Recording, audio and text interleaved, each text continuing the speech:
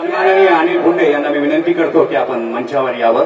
यानंतर आमच्या पक्षाच्या ज्येष्ठ नेत्या सुधामतीताई गुट्टे या सभेला संबोधित करतील।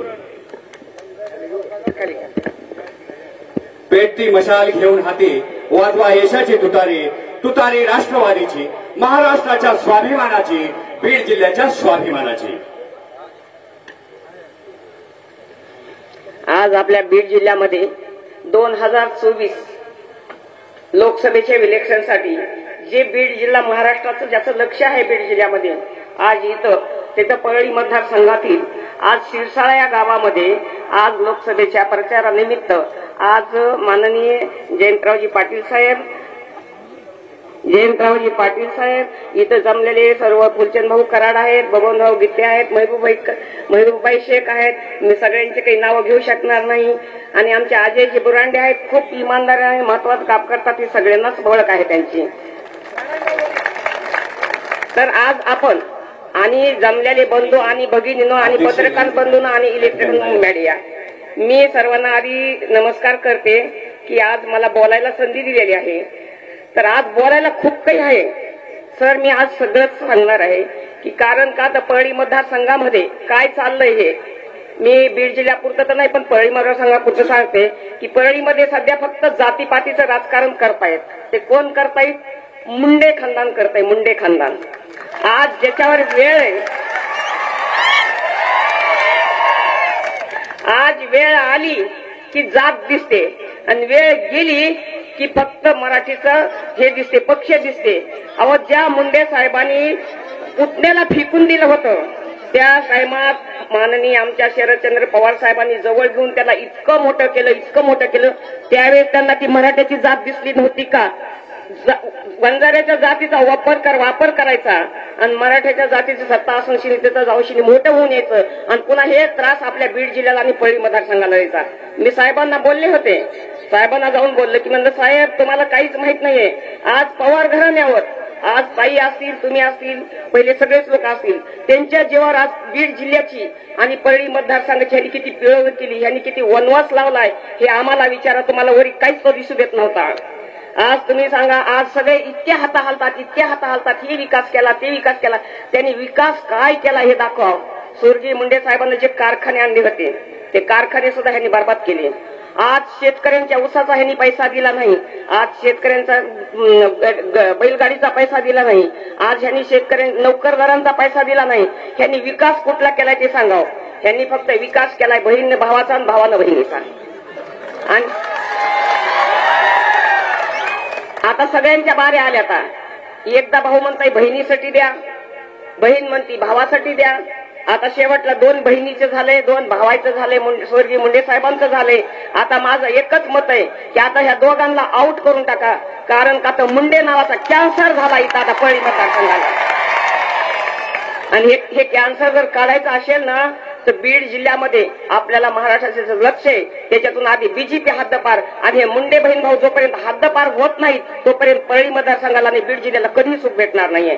आज त्यांनी प्रत्येकाला बघा तुम्ही, आज पोलीस स्टेशनच्या किती धमक्या आहेत। जसं वरचं सरकार, केंद्र सरकार काय करते की ईडी बीडी काय म्हणतात ते सगळं करते, तसं आपल्याला पोलीस स्टेशन ह्याला उचला त्याला उचला।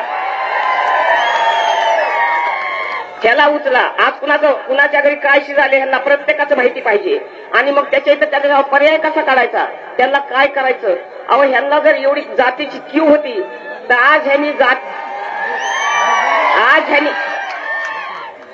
ह्यांना जर जातीची एवढी कीव होती तर जातीचं ह्यांनी काय केलंय ते विचारावं। आज जेवढे बी परळीमध्ये मर्डर झाले असतील, आज जेवढे बी लोक परळीमध्ये मेले असतील, तुम्ही सांगा आज ते किलोवर विकतात, किलोवर। आधी बाहेर सौदे होतात, त्याचं मर्डर पोलीस स्टेशनला असते आणि ते ज्यावेळेस किलोवर सौदे होतील त्याच्यानंतर त्या मर्डरला आपल्याला जाळावं लागते। खरंय का सांगा तुम्ही मला? खरंय? मग तुम्ही सांगा आपण परळीच्या मतदारसंघाच्या लोकांनी वागायचं कसं? परळीचं जे वनवास आहे ते खरोखर वरी सगळा माहित नाहीये। परळीचा वनवास जे काढायलेत ना, परळी सोडून पळायला लागलेत लोक, कारण का तर ह्यांना जर मतदान नाही दिलं तर त्यांना आज घराने जाऊन मारायलेत, आज पोलीस स्टेशनला फोन करून जेलमध्ये हे लोक बंद करायलेत। आज पोलीस स्टेशन कोण चालवतंय? पोलीस स्टेशन गर्दी घालून नुसते बसलेली इथं पोलीस स्टेशनचं काही चालत नाही इथं वर्दी घालून बसून त्यांचा जेव्हा फोन येईल तुम्ही कोण्या पक्षाचे तुम्ही कुणाचे आणि त्यांचे म्हणलं तर पोलीस सुद्धा फोन हातात धरतात ना तर पोलीस सुद्धा फोन हातात धरत नाही तिथलचे पेन धरत नाहीत हातामध्ये. तुम्ही सांगा ह्या वनवासाला खरंच सांगते परळी मतदारसंघाचं नशीब खोटं म्हणायचं. आणि हे जे आता हे रोग जे लागलेला आहे का मुंडे खानदानाचा आता सांगा आता भाऊ काय म्हणते बहिणीला वटीत टाका बहिणीला वटीत टाका बहीण म्हणते केव्हा तरी भावाला वटीत टाका बरोबर आहे का. आता दोन्ही बहिणीला टाकलं भावाला टाकलं लेकीला टाकलं लेकाला टाकलं. आता एकच वेळ आली की हे म्हणतात की आता सगळीकडे आमच्या वंजारी समाजात मी प्रत्येक गाव फिरले वंजारी समाजाचे मी आज प्रत्येक गाव फिरले. आता काही गावांनी काय केले लॉक केले 5-7 गावात आमच्या माझ्या दैत्याकडे लॉक केले की जातीसाठी माती खा. एकच नारा जातीसाठी माती 50 वर्षापासून आपण खायलात का नाही. 80च्या नंतर एकदा फक्त धोंडबापा निवडून आले तर त्याच्यानंतर कुणाच्या घरात राजकारण आहे. मग जातीसाठी माती खाऊन खाऊन खाऊन आपल्याला रोग झाले. त्याला जर डॉक्टर निवडायचा असेल तर आपल्याला तुतारीवाला माणूस यांना मतदान देऊन बजरंग बाप्पा नाव बजरंग आणि हनुमानच्या पुढे काय चालते कुणाचं. आज बी हनुमान जिवंत आहेत आज बी दुनियामध्ये हनुमान जिवंत आहेत. तसं आज हे उमेदवार जे दिलेत का हनुमंताच्या रूपानं आलेत आणि आज ह्यांनी सह्याद्री पर्वत उपटून आणलाय बीड जिल्ह्यासाठी आणि महाराष्ट्रासाठी आणि ते औषध लागू झाल्याशी नक्कीच राहणार नाहीये. त्याच्यासाठी येणाऱ्या 13 तारखेला हे वनवास भरपूर आहे. उद्या की आंबेजोगाई बी मला बोलायचंय आणि मी बोलणार आहे म्हणून सांगायला की हे जर वनवास कटवायचा असेल आधी हे कमळाबाई घड्याळबाईचे एक झालेत ना त्यांना वेगळं करा. त्यांना तुम्ही अगोदर वेगळं करा नाही तर त्या दोघांना चिपकून राहू द्या आणि त्या दोघांना चिपकून असंच ओळखून घ्या की ते काय एक झाले. तर त्यांना पायाखालची वाळू सरकून गेली. आज तिकीट भेटलं म्हणजे एवढे खुश झाले पण तिकीट भेटलं त्याचा अर्थ असा नाही की आपण त्यांना मतदान दिलं. आज हे लोक तुम्ही सांगा सगळ्यांना कुणाला उचलतायत.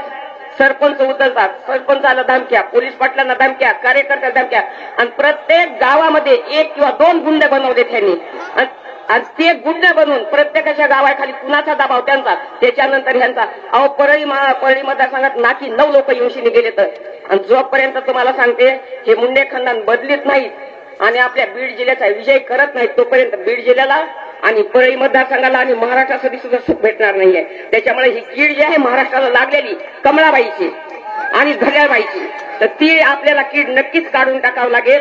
ही कीड काढल्याशिवाय आम्ही सुखी जगणार नाहीत. आज शिरसाळ सर्कलमध्ये तुम्ही सांगा मला आज शिरसाळ सर्कल माझं मुस्लिम समाज माझा वंजारी समाज माझा काय केलं त्यांच्यासाठी केलंय काय हे बांधलंय एक काय ते हे काय बांधलंय ते संकुलन काहीतरी बांधलंय व्यापारी संकुलन जे बांधलंय त्याचा 10 लाख रुपये किराया येते. हे स्वतःसाठी येत आहे दुनियासाठी येत नाही. ते दुनियासाठी येत नाही. सध्या स्वतः फक्त त्यांचे जवळचे जे काय असते ना लुचपुचू असतात ना ते तुकार ते जर सोडले एक तरी गावातला आमचा वंजाऱ्याचा समाज तरी बघा तुम्ही त्यांच्या संग राहिलेला आहे का फक्त दबावाखाली. आता मी सांगते आमचे 7 गाव फिरले होते आमच्या उजनी सर्कलमध्ये. त्या सर्कलमध्ये मी जे पोरं तयार केले होते त्या पोरांना ह्यांनी उचलून नेलं हार घातले त्यांच्या गाडीत फिरवतात फोटो काढवतात आणि पाठवतात हे आमचे झाले. आज तुम्ही सांगा मी जास्त हे करणार नाही. आज अशोक चव्हाणला उचललं आज आपले दादा असतील त्यांना उचललं आज सगळ्याच वराली जरी उचललं मला असं वाटतं की आपल्या मनगटाची ताकद आपल्याच कशी आहे आणि ती जर ताकद आता नाही लावली तर तुम्हाला सांगते आपल्याला पळायला बी जागा पुरणार नाही खरंच पुरणार नाही. त्याच्यामुळे एकदा बहीण भावाला हाकाला आणि ते मोदी सरकार जे आहे मोदी सरकारने जे गरीब शेतकऱ्यांना आणली आहे मोदी सरकारच्या अगोदरच्या काळामध्ये आपला जे राष्ट्रवादी काँग्रेसचा काळ होता त्या टाइमात 24 तास शेतकऱ्यांना वीज होती का नाही. आज शेतकऱ्यांना भाव होता आज रोजगार होता आज हर गोष्ट आपल्या काळामध्ये होती. मोदी सरकार जसं आलंय तुम्हाला खरं सांगू का घराचा सत्यानाश झालाय बायाचा ते लई झालाय कारण का बायको असून तो नांदवीत नाही ज्या बायकोचा उल्लेख करीत नाही फक्त फॉर्म भरताना करतोय का नाही. तसं आज त्यांनी कोणची की ऐका आणि तो सांगते मोदी सरकार काय सांगते भाइयों और बहनों मैं तुम्हारे लिए घर छोड़ा है. अरे तू 17 वर्षाचा तुला माहित होतं का तू मुख्यमंत्री होणार आहेस पंतप्रधान होणार आहेस म्हणून तुम्ही घर जे सोडलं असेल ना, नक्की नक्की आमच्या महाराष्ट्राचं वाटोळ करण्यासाठी तुम्ही घर सोडलं असेल. आणि 17 वर्षाच्या माणसाला पोराला कळत नाही की मी का घर सोडायले. ह्यांना बायका नको वाटत होत्या. आज तुम्हाला सांगू का, आज कोर्टामध्ये जर गेलं ना, आज 40% महिलांचं वाटोळ आहे. का हे मोदी सरकार बायको करून हकारून लावली म्हणून आज 40% महिलांना आग्नवडे हकारून लावायला लागले. आणि त्याला वय नाही, बी नाही, काहीच नाही बरं का. आणि ते कोणत्याची कलम काढल्यात आणि कोणत्याची लावल्यात, बरोबर आहे का. त्या कलम मध्ये तर सगळेच बसायला लागले, तर बसायलेत का नाही. त्याच्यामुळे मी एकच सांगते, महिलांचा स्वाभिमान नाही त्यांना महिलांचा अभिमान नाही, त्यांना महाराष्ट्राचा नाही. त्यांना फक्त एकच करायचंय की महाराष्ट्र कसा पळवता येईल गुजरातमध्ये. आणि ते गुजरातला महाराष्ट्र पळवण्यासाठी तुम्ही सांगते की त्याला महाराष्ट्र निवडून आणायचा आहे मोदी सरकारला. पण मी सांगते की महाराष्ट्रात काय, आमचं बीड सुद्धा तुमच्यासाठी येणार नाहीये निवडून. आणि कुठली गोष्ट देणार नाही. त्या दिवशी मोदी सरकार असे येड होणार आहे. आमचं सगळंच गेलं. मोदी सरकार झालं की परळीचे बहीण भाऊ येडेच झाले बघा डोक्यात का नाही.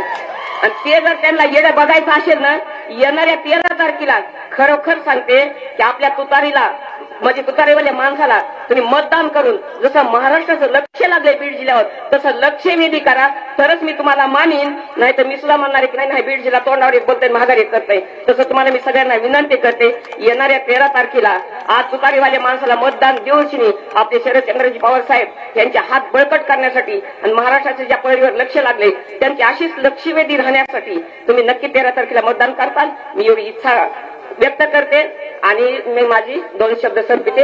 जय हिंद, जय महाराष्ट्र, जय आपली राष्ट्रवादी. धन्यवाद ताई. अतिशय उत्तम प्रकारचं मार्गदर्शन आपण या ठिकाणी केलेलं आहे.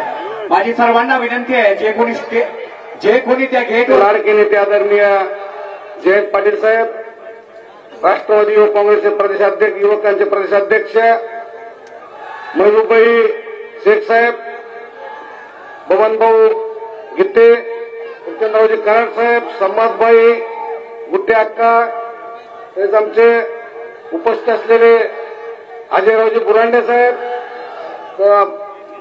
आमचे लुगडे महाराज, सर्व घटकांचे आमचे पालीवाल साहेब सेनेचे, सर्व आघाडीचे सर्व तालुकाध्यक्ष, जिल्हाध्यक्ष आणि लातूरून मुद्दा मानले राष्ट्रवादी काँग्रेसचे जिल्हाध्यक्ष संजयजी शेटे साहेब आणि समोर बसले माझ्या बहादर मतदार बंधू आणि भगिनी. मित्रांनो, ही लढाई फक्त या जिल्ह्यापुरती मर्यादित नाही, बीड जिल्ह्यापुरती मर्यादित नाही. उद्याचे भारत देशाची लोकशाही पाहिजे का हुकुमशाही पाहिजे, या वाटचालीवर ही चाललेली निवडणूक आहे. या निवडणुकीमध्ये आपण काम करत असताना या जिल्ह्यात आता एक वेगळा मुद्दाम जोरदार ही लढाई मी जयंत पाटील साहेबांना मुद्दाम सांगू इच्छितो. पाटील साहेब, ही लढाई आता कुण्या पुढारीच्या हातात राहिलेली नाही, ही लढाई आता जनतेने ताब्यात घेतलेली आहे. सर्वसामान्य माणूस या जिल्ह्यातला पहिल्यांदाच, मी बऱ्याच वर्ष माझ्या राजकारणात आता 30-32 वर्ष अनुभव आहे, हे पहिल्यांदा मी पाहतोय की लढाई आता कुण्या पुढाऱ्याच्या हातात राहिलेली नाही, कुण्या आमदाराच्या हातात राहिलेली नाही, कुण्या खासदाराच्या हातात राहिलेली नाही.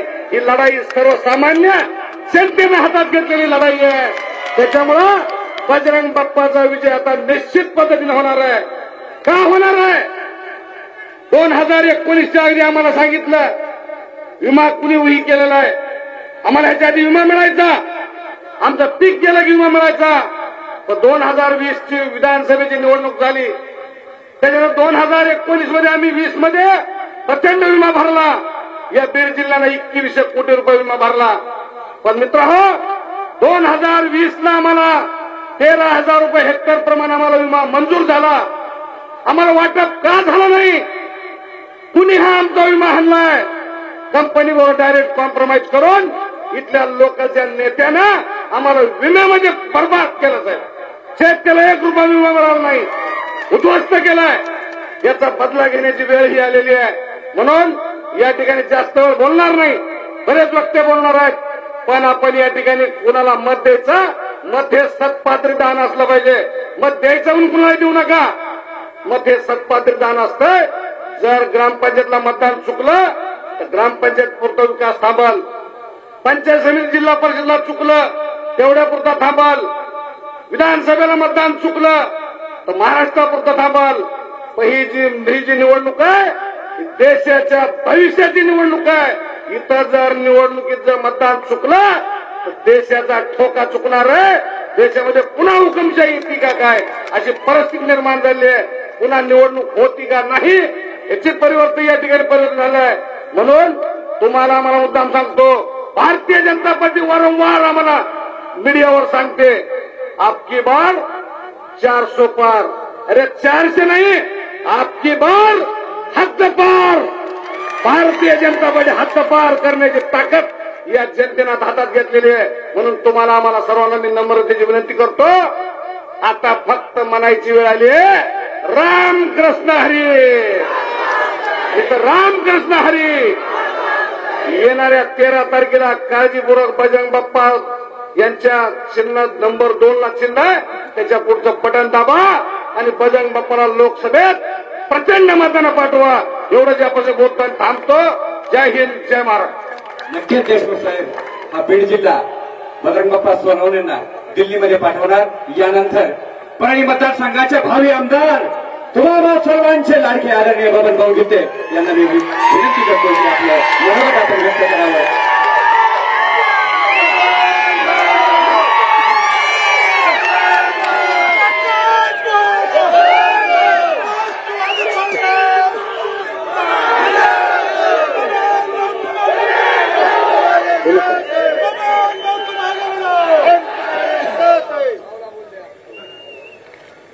तुमचा हा जोश बघून मलाही जोश आलाय.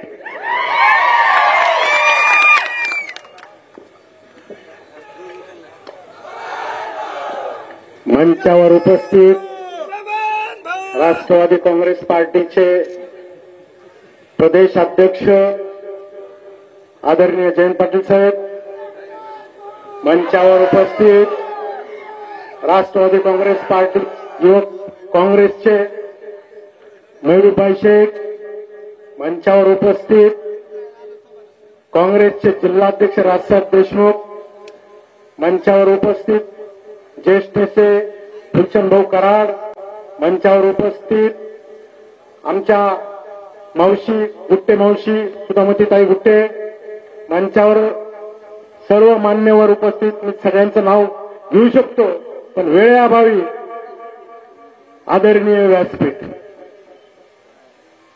आज आपण बीड लोकसभा निवडणूक संदर्भात जमलेलो आहोत. आपला हा प्रचार अंतिम टप्प्यात आलाय. बऱ्याच दिवसापासून प्रचाराच्या रणधुमाळी चालू आहेत. गेले अनेक दिवसापासून आम्ही गावगाव फिरतोय, प्रचार करतोय. तुमचा हा उदंड प्रतिसाद बघून मला निश्चित वाटतंय की बजरंग बाप्पा नक्कीच 2 लाख मतांनी निवडून येतो, यात मात्र शंका नाही. अख्ख्या महाराष्ट्राचं लक्ष लागलेला हा बीड जिल्हा कुठल्या ना कुठल्या गोष्टीमध्ये सारखं सातत्यानं पुढे येतोय. आज आपण पाहताय देशाची परिस्थिती काय, राज्याची परिस्थिती काय. मोदी सरकार हे शेतकरी विरोधी सरकार आहे. आज आपण विचार करा, देशाचा शेतकरी हे अडचणीत आहे. आज देशाचा पोषिता हा शेतकरी, या मायबाप शेतकऱ्यावर जवळपास 5 लाख कोटी कर्ज आहे. हे कर्ज माफ करण्यासाठी मोदी सरकारपाशी पैसे नाहीत, पण अदानी आणि अंबानीला माफ करण्यासाठी यांच्याकडे पैसे आहेत. 25 उद्योगपत्यांचं कर्ज 16 लाख कोटी या मोदी सरकारनं माफ केलंय, पण माझे मायबाप शेतकऱ्यांना 5 लाख कोटी कर्ज माफ करण्यासाठी यांच्याकडे पैसे नाहीये. आज विचार करा, आजची परिस्थिती काय चालू. गॅस कुठं ठेवला नेऊन, पेट्रोल काय झालंय, डिझेल काय झालंय. आज आपण जर गॅस भरायला गेलो तर 1200-1300 रुपयाला. 10 वर्षापूर्वी या गॅसची किंमत होती 450 रुपये. आज पेट्रोलची भाव काय झालेत. आज आपण गाडीमध्ये 1 लिटर पेट्रोल जर टाकलं तर तब्बल 20 रुपये टॅक्स हा देशाच्या आणि राज्याच्या तिजोरीत गेला जातोय. चांगली गोष्ट आहे, टॅक्स जमा झाला पाहिजे. टॅक्स जमा होऊन तुमच्या आमच्या सरकारच्या सगळ्याच्या मूलभूत सुविधा झाल्या पाहिजेत, पण या मूलभूत सुविधा होत नाहीयेत। आज आपला जिल्हा या मूलभूत सुविधापासून वंचित आहे, याचा विचार आपण कुठेतरी केला पाहिजे। आज विचार करा, आपल्या बीड जिल्ह्याची, देशाची आणि राज्याची काय परिस्थिती चालू आहे, याचा आपला कुठेतरी विचार केला पाहिजे। आज सोयाबीनचा भाव काय, कापसाचे भाव काय आणि ऊसाची ते परिस्थिती सांगायची गोष्टच नाहीये। आज आपले इथले आहेत ते कारखाने बंद झालेत, आपल्या मतदारसंघातलं जायचं कुठं, करायचं काय, या प्रश्नाचं उत्तर आपल्या सगळ्यांना समोर आलेलं आहे। पूर्वीचा आपला हा रेणापूर विधानसभा मतदारसंघ आणि आजचा परळी विधानसभा मतदारसंघ, 2009 मध्ये परळी विधानसभा मतदारसंघाची निर्मिती झाली। ही निर्मिती झाल्यानंतर स्वर्गीय मुंडे साहेब लोकसभेवर गेले आणि 2009ला आपल्या मतदारसंघामध्ये वारसाची लढाई सुरू झाली। तुम्हाला एक गोष्ट मी सांगू इच्छितो, तुमच्या सगळ्यांच्या आशीर्वादानं मलाही असा एक वारसा लाभलेला आहे। स्वर्गीय आमदार अण्णाभाऊ गित्ते हे माझे चुलते होते, स्वर्गीय आमदार रघुनाथराव मुंडे हे माझ्या आजोबांचे भाचे होते। तुमच्या आशीर्वादाने अशा 2 आमदारांचा वारसा मलाही लाभलेला आहे। आज विचार करा, 1962 ते 1972 यांचा कालखंड, या कालखंडामध्ये जे विधायक काम आपल्या मतदारसंघात झाले, गेले 45 वर्ष झाले असे विधायक काम आपल्या मतदारसंघात झाले नाहीत, असं माझं मत आहे। आज विचार करा की नागापूरचं धरण असेल, सानापूरचं धरण असेल किंवा अंबाजोगाई तालुक्यातली 22 खेडी पाणी पुरवठा असेल, या त्यांच्या कार्यकाळामध्ये काम झाले, विधायक काम झाले। आज थर्मलचं पॉवर स्टेशन हे 1972ला याची मंजुरी गंगाखेडमध्ये होती, ही मंजुरी परळीमध्ये आणण्याचं काम त्यांनी केलं। आज त्या थर्मलमुळे लाखो तरुण आपली उपजीविका भागतायत। आज विचार करा, यांची एवढी दूरदृष्टी होती, शेतकऱ्याला पाणी मिळालं पाहिजे, शेतकऱ्याला प्यायला पाणी मिळालं पाहिजे, त्यांच्या सिंचनाचा प्रश्न ते त्यांनी त्या ठिकाणी मिटवला गेला।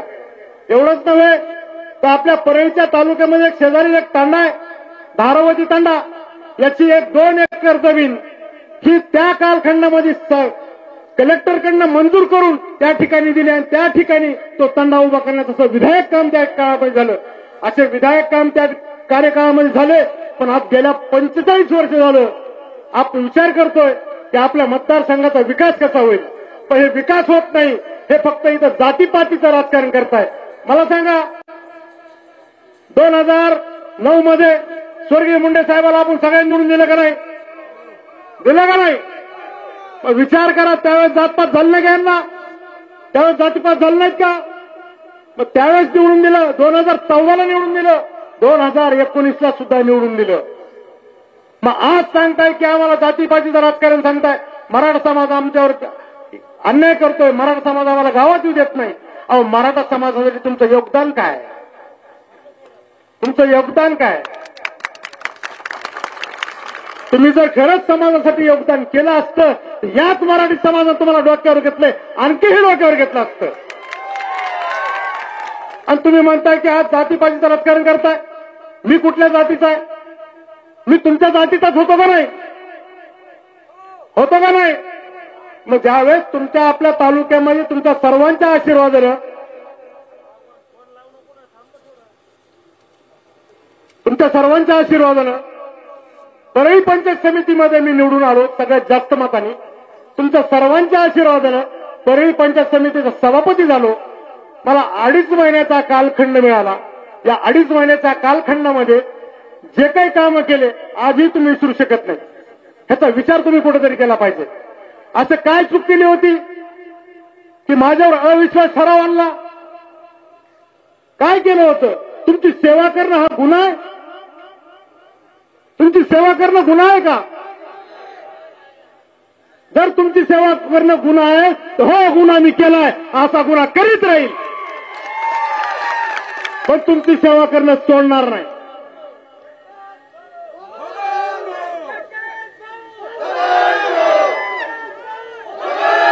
आज विचार करा, आपल्या मतदारसंघामध्ये कारखानदारी बंद आहे, शेतकऱ्यांनी ऊस तुटवण्याचा, वैद्यनाथ कारखान्याची निवडणूक झाली, बिनविरोध झाली का नाही? झाली का नाही? चांगली गोष्ट आहे। शेतकऱ्यांना वाटलं बिनविरोध झाली, आता तरी कारखाना चालू होईल. पण शेतकऱ्याची ब्रह्मनिराश झाली. कारखाना चालू झाला, उलट कारखाना यांनी विकला.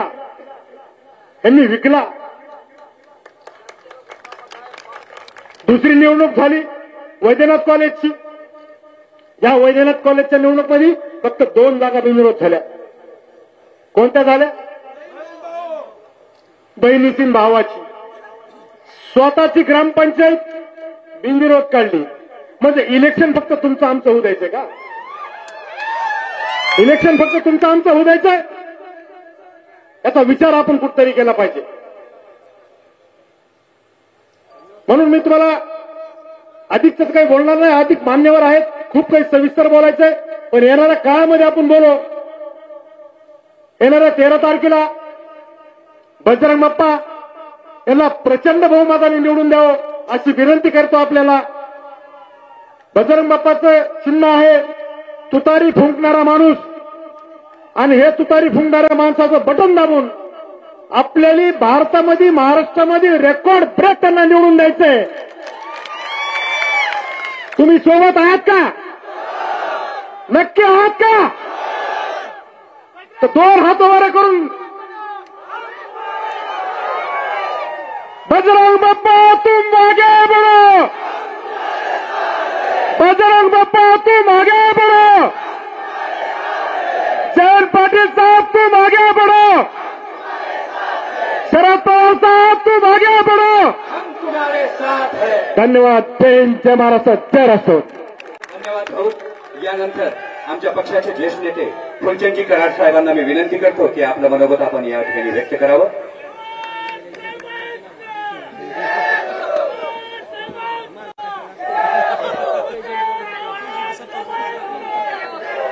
बस बस बस बस बस.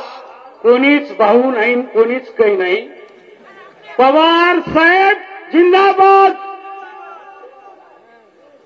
आणि प्रदेश अध्यक्ष आमचे जयंत पाटील साहेब जिंदाबाद. ऐकाकडे आता मी काय बोलाल हे तुम्हाला माहित नसेल. तुम्ही उत्सुक आहात का माझं ऐकायला? बघा मग आता काय करतो ते. आदरणीय प्रदेश अध्यक्ष प्रमुख वक्ते जयंत पाटिल साहेब, युवकाचे अध्यक्ष महबूब शेख साहब, तुमने एक बार हमको मोटरसाइकिल पे भगाया था.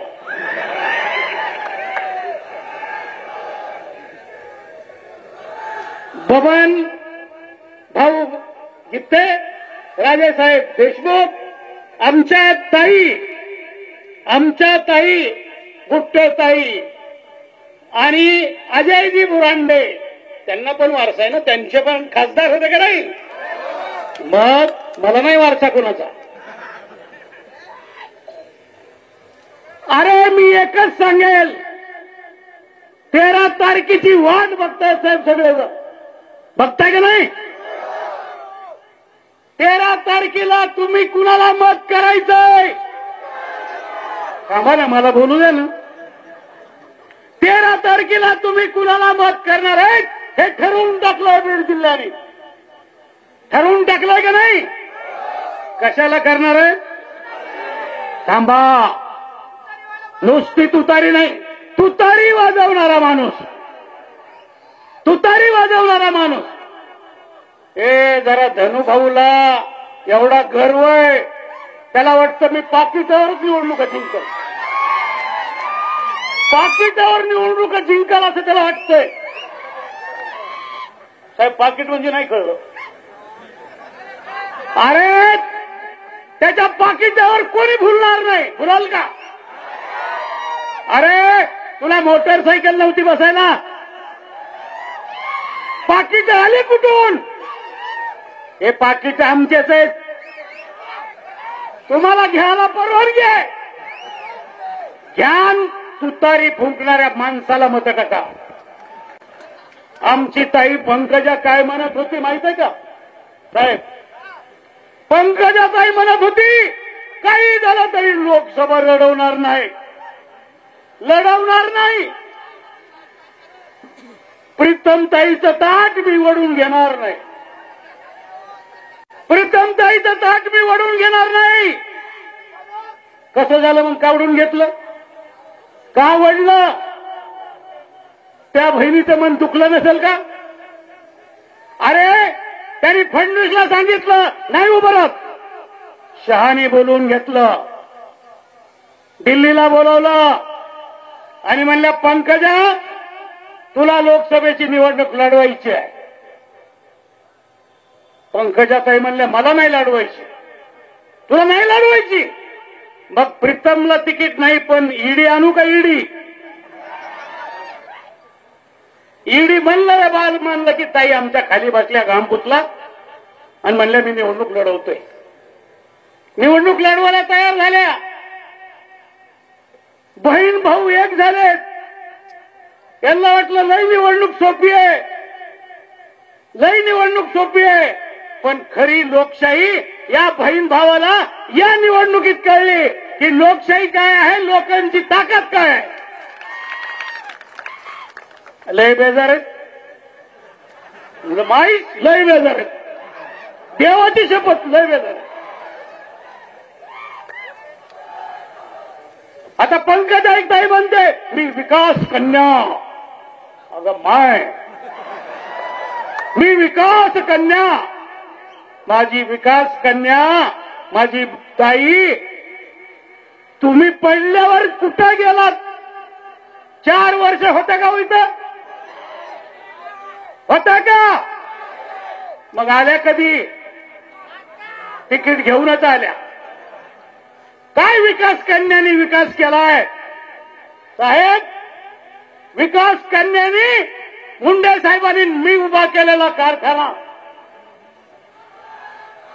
तो कारखाना. हे जरा गप्प बसा ना. हे असलं कुणाला बी करता येत आहे. शांत बसा जरा. त्याने उभा केलेला कारखाना पंकजाताईनं बंद पाडला. पंकजाताईनं बंद पाडला.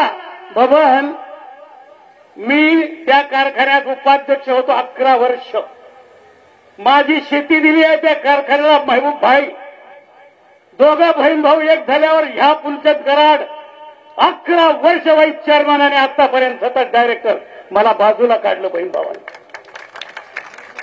मला बाजूला काढलं. काय चूक होती माझी?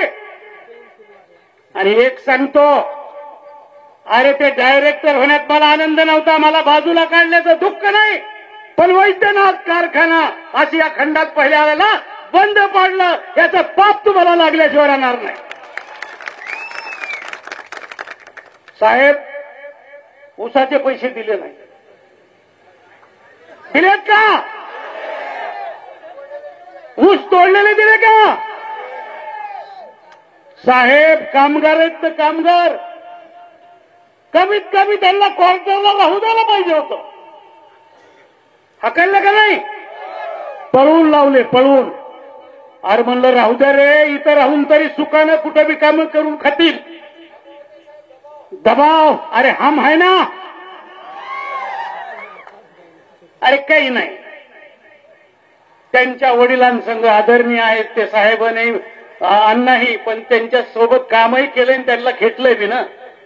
हे दोघं तर काय देशोधडीला कामगार लागले. मी इथं फिरत होतो काल शिरसाळा पवनेर सर्कलमध्ये. इकडं प्रत्येक ठिकाणी तक्रार, ऊसाचे पैसे राहिले, ऊसाचे पैसे राहिले.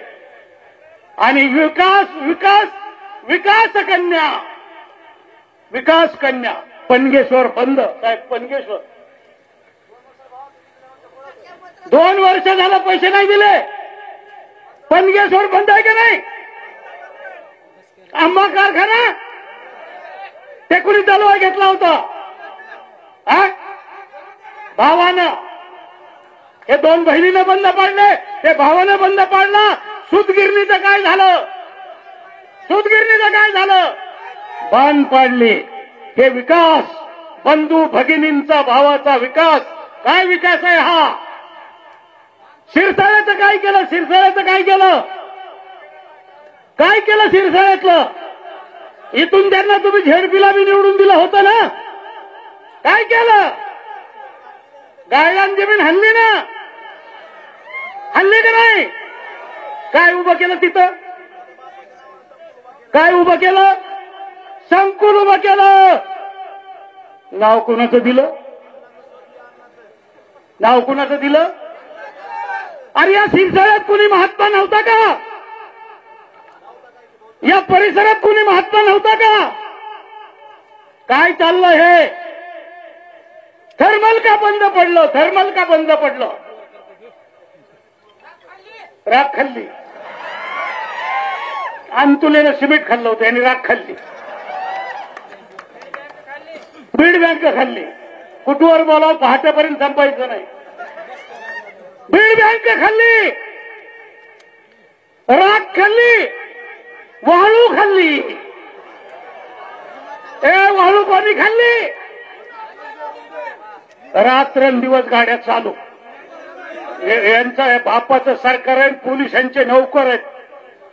इकडे कलेक्टरनी वाळू बंद केली, इकडे ह्यांच्या भावाच्या गाड्या चालू आहे. चालू का नाही? चालू आहे. आता 2 भाऊ आणि 1 ताई इकडे आहेत आणि तिकडे 2 ताई आणि 1 भाऊ तिकडे आहे. 2 भाऊ आणि 1 ताई. आता आमच्याशी गाठ आहे. नाद करायचं नाही. नाद करायचं नाही. थर्मल बंद पाडलं. परळीची बाजारपेठ ओस पाडली. परळीची बाजारपेठ ओस पाडली. पवरेरची वाळू खाल्ली. डिग्रजची वाळू खाल्ली. शिरसाळ्याचा फौजदार त्यांचाच, परळीचा फौजदार त्यांचाच, तहसीलदार त्यांचाच, एसपी त्यांचाच. काय हल्लत केली ह्या राधाकिशनची. हे राधाकिशन पवार, हे साहेब, हे राधाकिशन पवार जेलमध्ये घातला. हे पाहुणेर साहेब जेलमध्ये घातला. हे राधाकिशन घाबरू नको बरं का, अजिबात घाबरू नको. अरे काय चाललंय तुमचं? जणू काय तुमचंच सरकार आहे. धनंजयला तर असं वाटतंय की मायला मी काय युवराजच आहे का काय? अरे थांब आता तुझी ताई पडणार आणि बजरंग बाप्पा प्रचंड मताने निवडून येणार. आणि मग आमचे नेते शेतकऱ्यांचे नेते आदरणीय शरदचंद्रजी पवार साहेब यांच्या पाठीमागं एक हात वर करणार बजरंग बाप्पांचा. हे होणार. आणि इथलं हे तुमचं राज्य, हुकुमशाहीचं राज्य, लय गुंडगिरी. फोन येत असतील ना तुम्हाला? फोन येतात. काल तिथं दिसलास, काल त्या सभेत दिसलास, काल पाटील साहेबांच्या सभेत होतास. अरे होतास म्हणजे लोकशाही आहे. आता मुंडे घरानं हद्दपार करायचंय. या निवडणुकीमध्ये हद्दपार करायचंय. काय जातीपातीवर बोलतात, काही जातीपातीचं राजकारण या जिल्ह्यात झालं नाही कधी. आणि जर समजा आरक्षणासाठी कोणी एक झाले असेल तर त्यात बिघडलं काय? तुम्ही तरी ओबीसीसाठी काय केलं? तुम्हाला आता ताई बनली तसं वंजारीची आठवण, वंजारीची आठवण. या निवडणुकीत उमेदवार आलेत, आपले उमेदवार आलेत. मी बजरंग बाप्पा आलेले आहेत. मी आपल्याला सांगू इच्छितो, गजरात स्वागत करा. बजरंग बाप्पा तुम आगे बढ़ो. बजरंग बाप्पा तुम आगे बढ़ो. बजरंग खाली बसा, खाली बसा, खाली बसा. बजरंग बाप्पा तुम आगे बढ़ो. बस थांबा, मी आता माझं भाषण आटोपत घेणार आहे. उमेदवार आलेले आहेत. मी एकच सांगेल,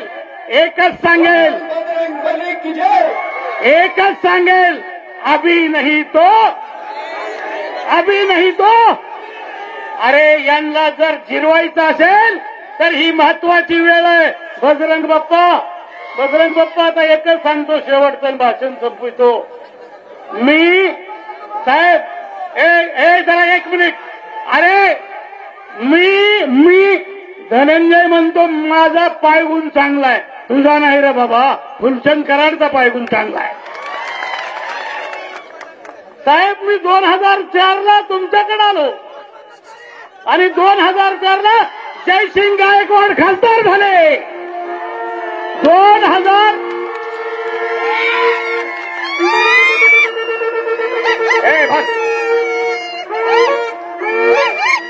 भाग झालं.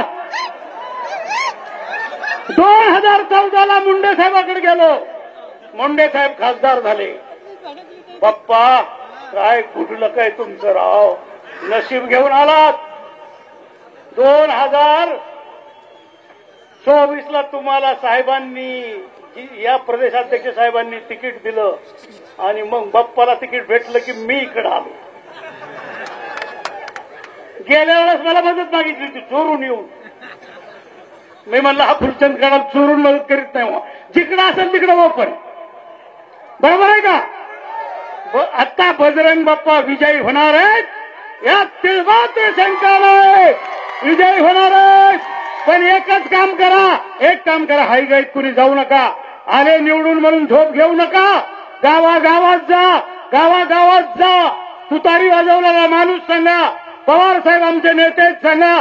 जयंत पाटील साहेब आमचे प्रदेशाध्यक्ष सांगा. महबूब शेख बहुतांचे भाषण करते. अरे पवार साहेबच लढतायत फक्त मोदी आणि शहाच्या विरोधात. एकच माणूस आहे, एकच नेता आहे की तो त्यांना टक्कर देतोय. वेळ खूप झालाय आणि मी आपल्याला विनंती करतो की आपण तुतारी वाजवणाऱ्या माणसाला मतदान करा एवढी विनंती करतो. माझं भाषण संपवतो. जय हिंद, जय महाराष्ट्र. धन्यवाद कराड साहेब. नक्कीच 13 तारखेला आपल्या बीड जिल्ह्यामध्ये तुतारी वाजणार आहे. यानंतर महबूब शेख या सभेला संबोधित करतील.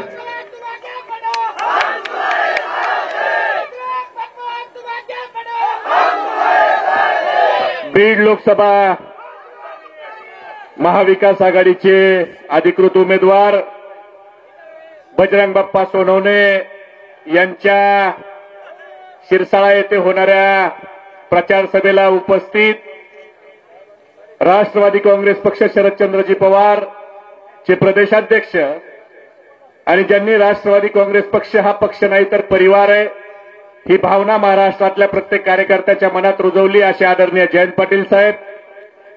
व्यासपीठावर उपस्थित राष्ट्रवादी काँग्रेसचे प्रदेशचे उपाध्यक्ष बबनभाऊ गीते, भगवान सेनेचे सरसेनापती फुलचंद कराड, काँग्रेस पक्षाचे जिल्हाध्यक्ष राजेसाहेब देशमुख, राष्ट्रवादी काँग्रेस पक्षाच्या ज्येष्ठ नेत्या आणि ज्यांनी अतिशय मनातून भाषण आपल्या भावना खऱ्या भावना तुमच्या मनातल्या भावना व्यक्त केल्या त्या सुधामाताई गुट्टे, काँग्रेस पक्षाचे सर्व नेते अजयजी बुरांडे, लातूरून आलेले संजयराव शेट्टे, समदभाई लुगडे महाराज, शिवसेनेचे तालुका प्रमुख आणि सर्वच व्यासपीठावरील मान्यवर मंडळी सर्वांची माफी मागतो. कारण वेळ अजून बाप्पांना आणि जयंत पाटील साहेबांना बोलायचंय. पण आज शिरसाळ्याची सभा बघितली आणि गुट्टे ताईला ज्या पद्धतीनं आपण सगळे रिस्पॉन्स देत होता त्यामुळे तुमच्या मनातली जी खतखत आहे आणि हुकुमशाही या परळी मतदारसंघातली उलथून टाकण्यासाठी आज सर्वसामान्य परळीकर या ठिकाणी उपस्थित झालाय याचा मला निश्चितपणाने आनंद आहे. आज काय चाललंय साहेब 2024च्या नंतर हुकुमशाही लागेल असं म्हणलं जातं. पण आमच्या बीड जिल्ह्यात आणि खास करून या परळी तालुक्यात हुकुमशाहीची सुरुवात 2019ला सुरू झाली.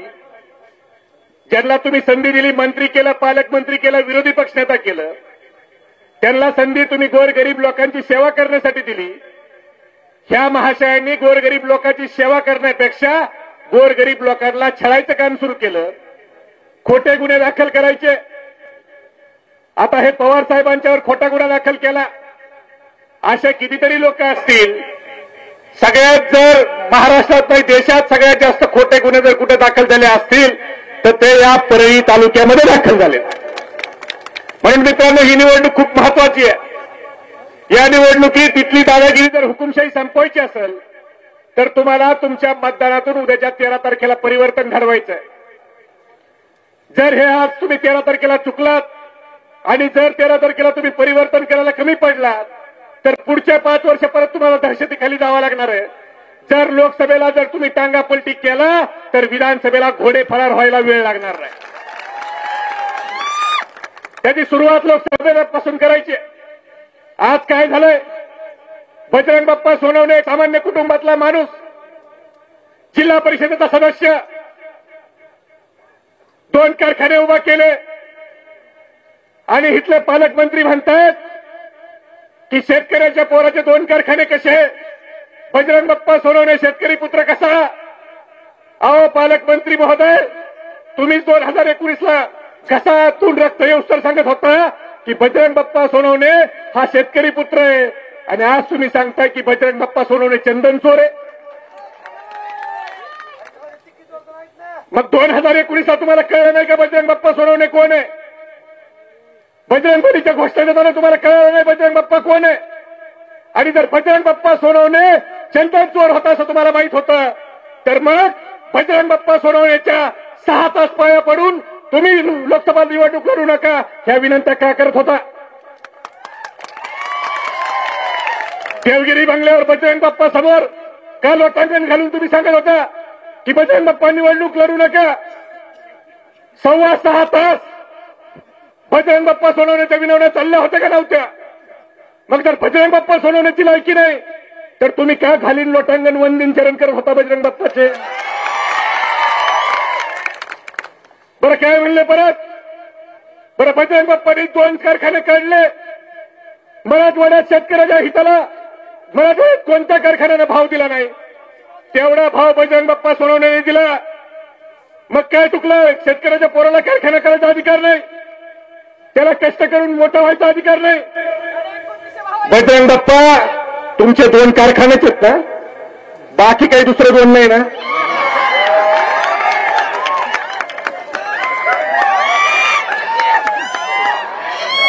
नाहीतर फुलचंद भाऊ 25-26 वर्षांनी कळायचं की बजरंग बाप्पाच्या कारखान्यासोबत अजून काही दुसरं काय आहे. पण आम्हाला खात्री आहे की एक बजरंग बाप्पा सोनवण्यासारखा सामान्य कुटुंबातला माणूस ज्या वेळेला निवडणूक लढतो त्यावेळेला तुम्ही त्याचे माप करता, त्याची लायकी करता. अरे महामानव डॉक्टर बाबासाहेब आंबेडकरांनी संविधान लिहिलं. या संविधानामध्ये टाटा, बिर्ला, अडाणी, अंबानी यांना देखील एका मताचा अधिकार आणि माझ्या सामान्य झोपडीत राहणाऱ्या माणसाला देखील एका मताचा अधिकार महामानवाने दिला. त्यामुळे तुम्हाला 1 मताचा अधिकार आहे, बजरंग बाप्पा सोनवण्याला 1 मताचा अधिकार आहे, या पवारांना 1 मताचा अधिकार आहे. त्यामुळे तुम्ही कुणाची लायकी काढू नका. आज सांगताय मी निधी देणार नाही, आमका करणार नाही, तमका करणार नाही. अहो तुम्ही निधी द्यायला 4 जूनच्या नंतर तुम्ही सापडणार सुद्धा नाहीत लोकांना. कारण तुम्ही पालकमंत्री आहेत, मालकमंत्री झाल्यासारखं वागू नका. ही सर्वसामान्य जनतेने तुम्हाला पदावर बसवलंय. उद्या जर ठरवलं तर ही सर्वसामान्य जनता हे तुमचे पदे काढून घेईल. पंकजाताईबद्दल काय प्रेम आलं ह्यांना, पण सुधामतीताई हे यांचं पंकजाताईबद्दलचं प्रेम पुतना मावशीचं प्रेम आहे. पुतना मावशीचं काय बोलत होते पंकजाताईबद्दल मी बोलत नाही, दोघेही एकमेकाच्या बद्दल काय बोलत होते हे ऐका.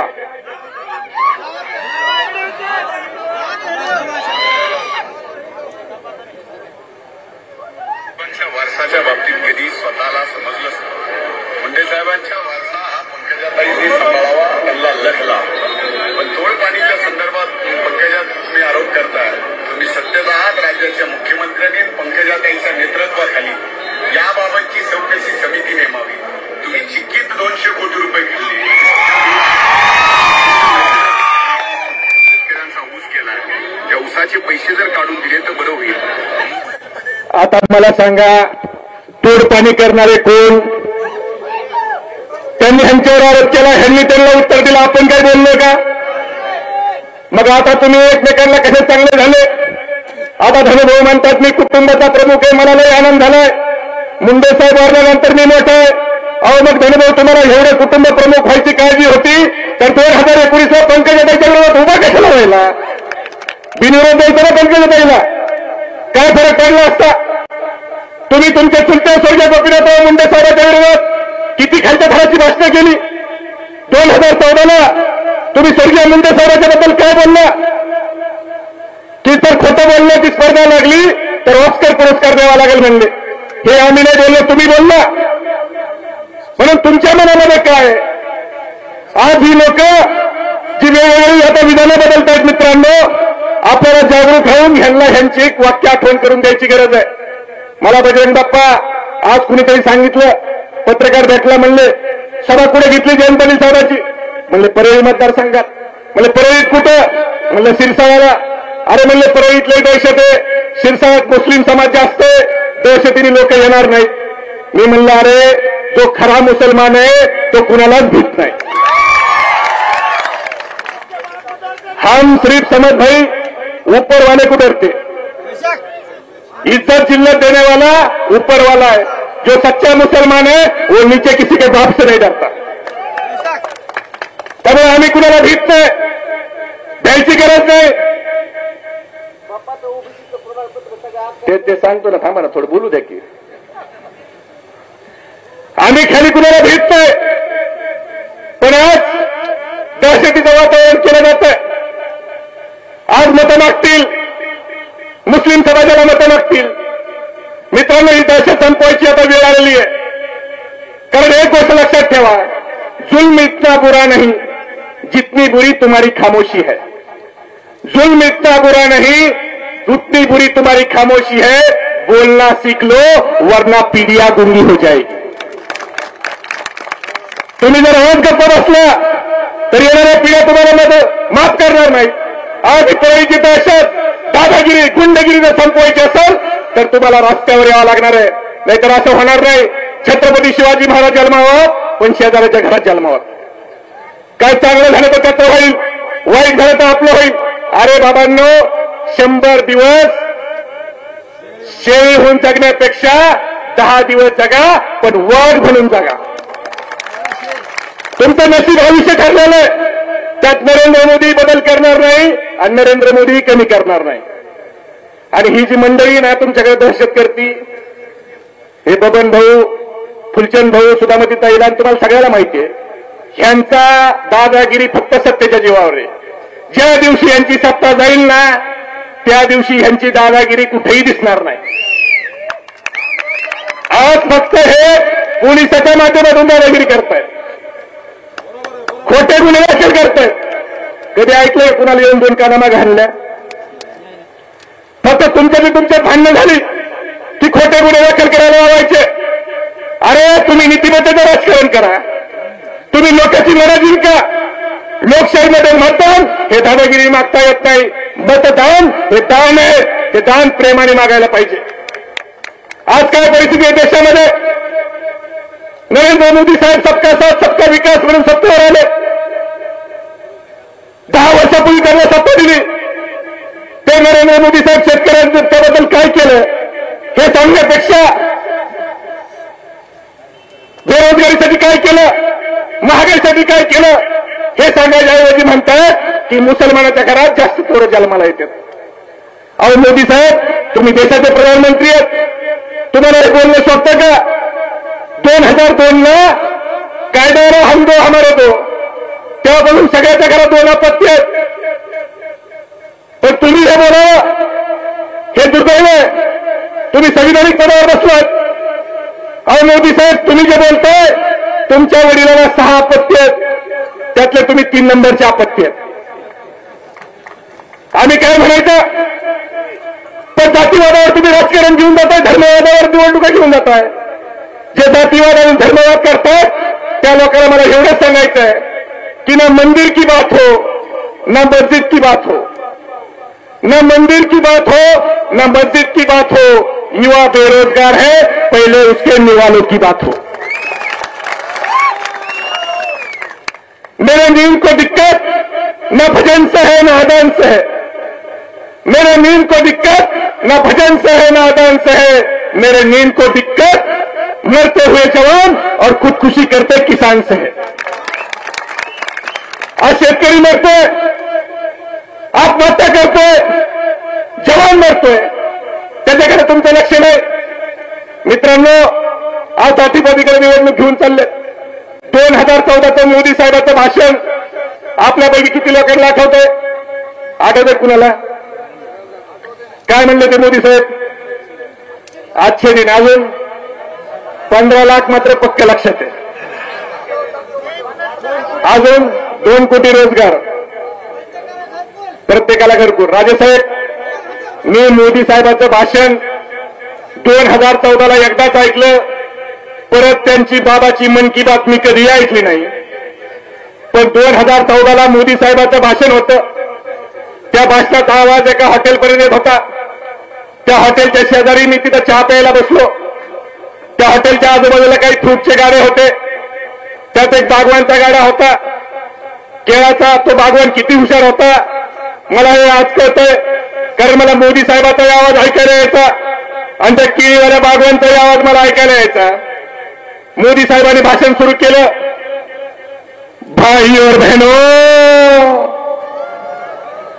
2014 में अगर भारतीय जनता पार्टी की सरकार बनती है और मैं देश का प्रधानमंत्री बनता हूं तो मैं विदेश में जाऊंगा, काला धन लेकर वापस आऊंगा और आप सबके खाते में यूं ही मुफ्त में 15-15 लाख रुपए डाल दूंगा.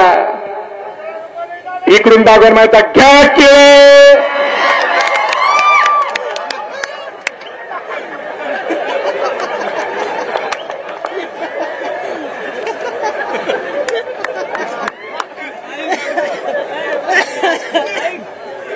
ती 15 लाखाची घोषणा बबन भाऊ तुमच्याकडे लोकांना किती खरी वाटली मला माहित नाही, पण दुसऱ्या दिवशी सकाळी एक पट्ट्या माझ्याकडे ऑफिसवर आला.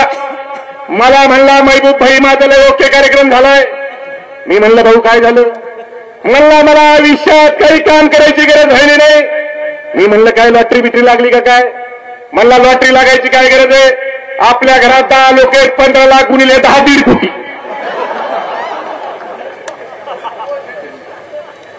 25 लाखाचं घर बांधतो, 1.25 कोटी शिल्लक. काही नवरा बायको असे होते, फुलचंद भाऊ जे जिल्हा परिषद सदस्य होते, ग्रामपंचायतचे सदस्य होते, पंचायत समितीचे सदस्य होते, नगरसेवक होते, त्या लोकांनी आपलं पद वाचवायसाठी हम दो हमारे दो कायद्याचा अवलंब केला. त्या नवरा बायकोच्या घरात भांडणं सुरू झाले. म्हणले ह्या पदात काय संख्या वाढली असती तर 15 लाखांनी पैसे वाढले असते.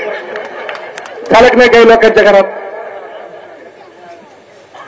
अहो ती 15 लाखाची घोषणा अजून देशमुख साहेब मागच्या 6 महिन्यापर्यंत काही मोदी भक्तांनी 15 लाखाची वाट बघितली हो.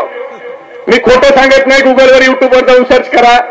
औरंगाबाद जिल्ह्यातल्या पैठण तालुक्यातल्या पाथोडच्या मोठे नावाचं एका भक्ताच्या खात्यावर 15 लाख आले. जसे खात्यावर पैसे पडले, पठ्ठा एवढा भक्त होता तरी मागचा पुढचा काही विचार केला नाही.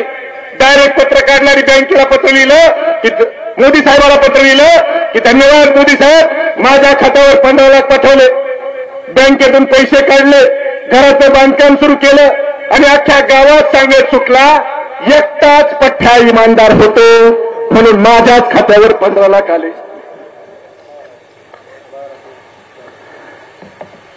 नंतर 6 महिन्यांनी बँकेचं त्याला प्रेमपत्र आलं आणि बँकेने त्या प्रेमपत्रात म्हणलं की तुमच्या खात्यावर जे 15 लाख आले ते ग्रामपंचायतच्या वित्त आयोगाचे पैसे, खाते नंबर चुकलाय,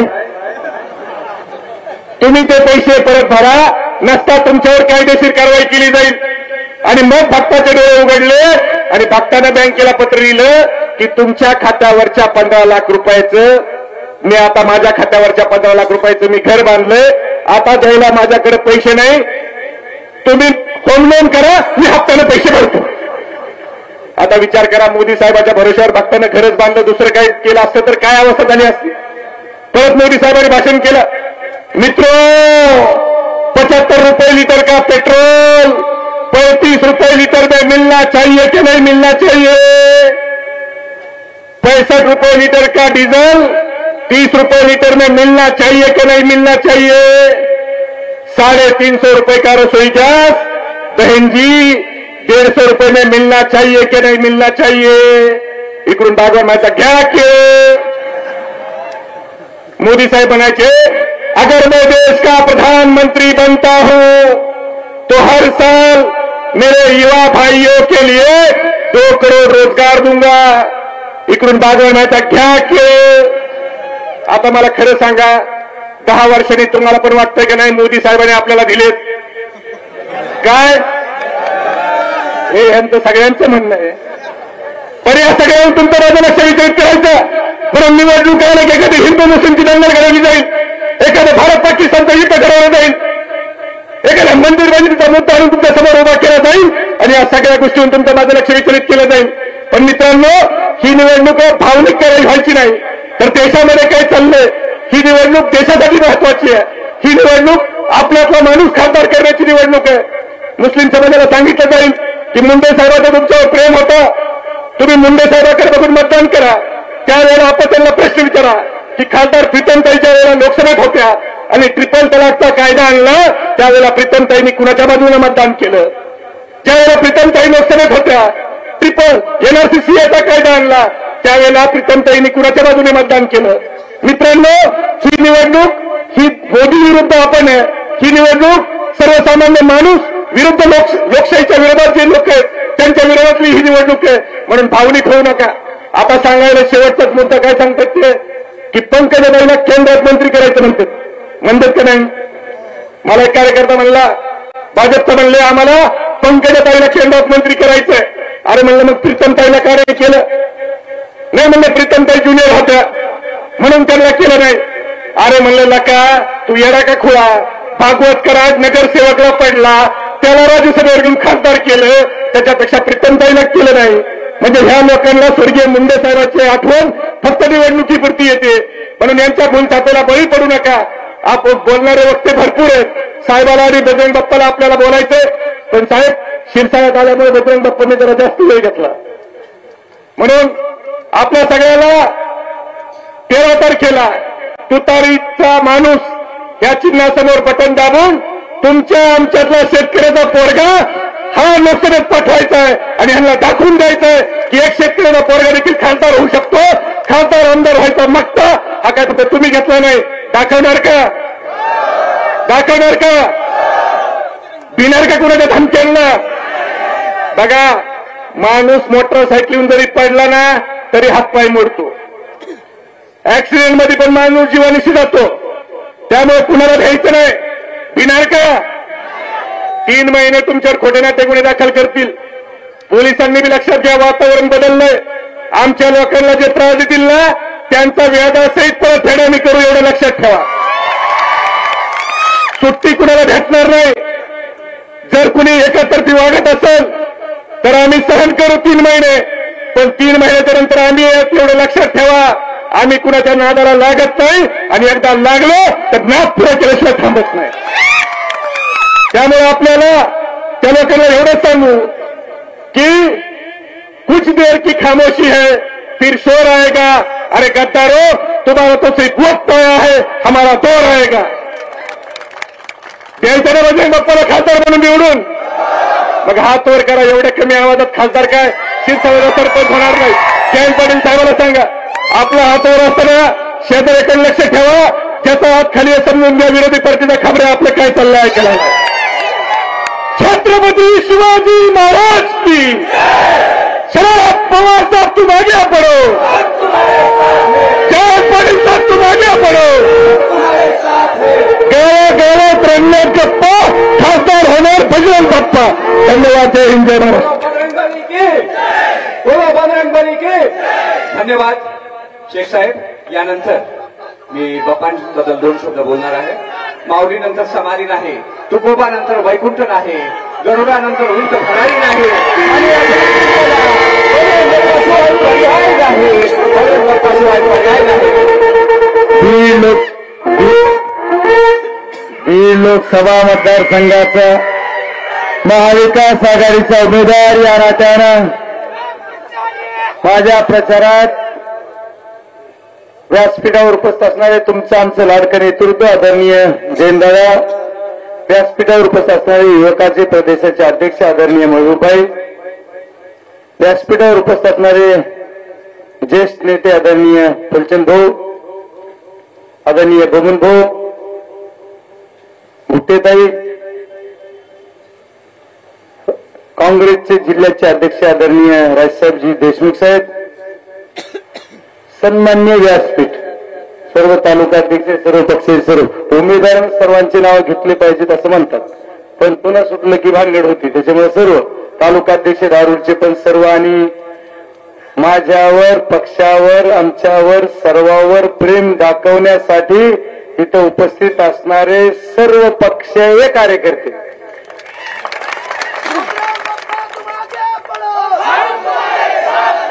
आता समोर असणाऱ्यामध्ये राष्ट्रवादीचेही कार्यकर्ते आहेत, शिवसेनेचे आहेत, भारतीय जनता पार्टीचे आहेत. नाही, वा वा वा वा. आपण सर्व मतदार बंधू भगिनीनो काँग्रेसचे आहेत, काँग्रेसचे तर आहेत ना. ओके. आपी कम्युनिस्ट पक्ष, आप पक्ष, इंडिया आघाडीतील सर्व घटक पक्षाचे सर्व आणि आपल्यावर प्रेम करीत असणारे तुम्ही सर्वजण, आज काल ठरली रात्री सभा, साहेबांनी आम्हाला अचानक टाइम दिला आणि बबनभाऊनी 8 वाजता घेतली सभा इथं. आणि या सभेला तुम्ही एवढी प्रचंड गर्दी केली. परळीत शिरसाळे सभा, प्रत्येकाला वाटतं की परळीत सभा, परळी विधानसभा, बाकीचे म्हणते परळी विधानसभा. काय साहेब, हाच जोश परळी विधानसभा मतदारसंघातल्या ज्या ज्या गावात मी गेलो साहेब, या शिरसाळा सर्कलमध्ये असेल, पोनेर सर्कलमध्ये असेल, त्या गावामध्ये वाजत गाजत जणू तर माझी वरातच काढली, एवढी मिरवणूक काढली.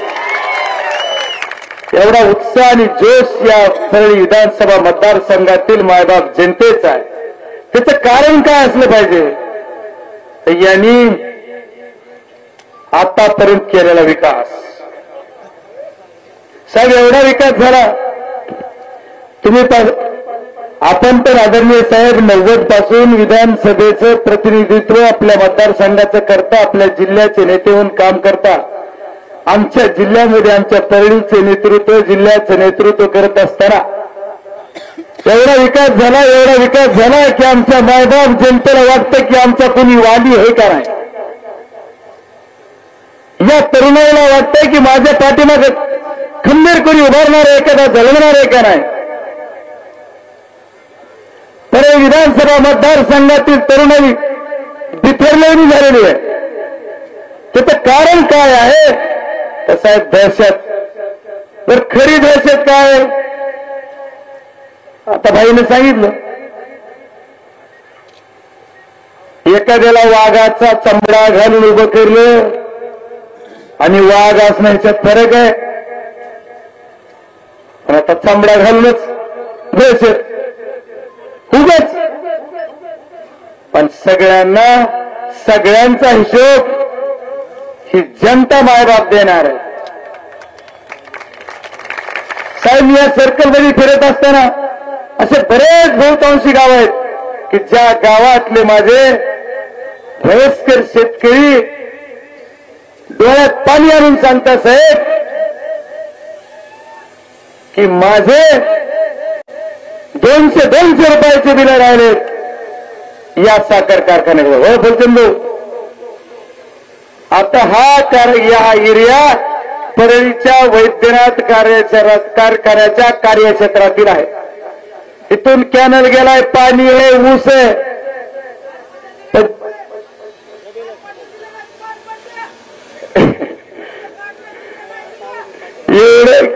आता प्रत्येकाचं उत्तर देऊ आपण, पण त्याला जरा वेळ लागेल.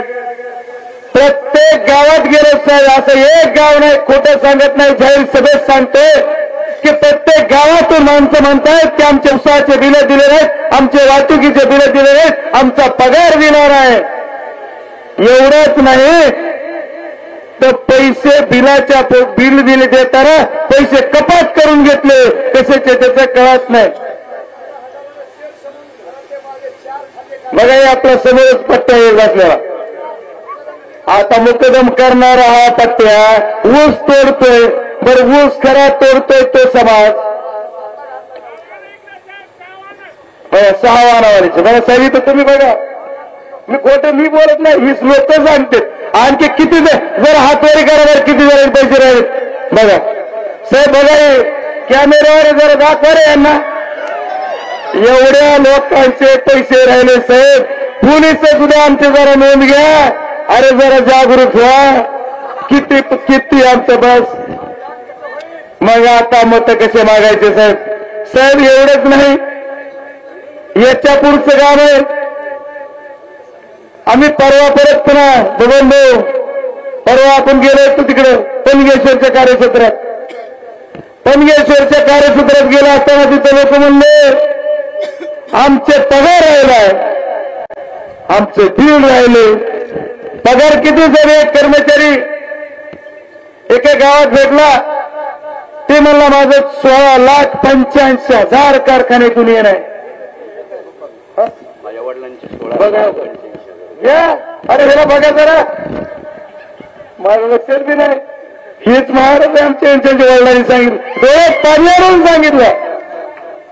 तळेगाव गावामध्ये अंबाजोगाई तालुक्यातल्या जिथं तुमच्या जिल्ह्याचा अध्यक्ष आहे त्यांच्या गावात जसं वाजत गाजत आमचं स्वागत केलं तिथले तळेगाव आहे. माहिती असं गाव बी लक्ष नाही करे गाव नाही त्यांचं. एवढं काम हिनी चांगलं केलं साहेब. पण तरी घाबरते साहेब. मला म्हणले अंबाजोगाईच्या सभेत काल की म्हणले शेतकरी पुत्राने उत्तर द्या. कशाचं उत्तर देऊ. यांच्या शेतीत काय पिकतंय. माझ्या शेतीत काय पिकतंय तुम्ही 15-20 वर्ष बघितलंच नाही का. कधीच नाही तुम्हाला त्यावेळेस. मागच्या निवडणुकीत बजरंग सोडून नव्हतं का त्यावेळेस. अरे हाच डायलॉग खबर साहेब. मला बोलायचं नव्हतं पण राहत नाही. स्वर्गीय गोपीनाथरावजी मुंडे साहेबांनी माझ्या गावच्या जाहीर सभेत मला बोलायचं नव्हतं. त्यांनी डायलॉग चालू केला. तोच डायलॉग आता आमचे ज्युनियर मुंडे पर्यंत म्हणतायत की बजरंग सोनवणे चोर आहे.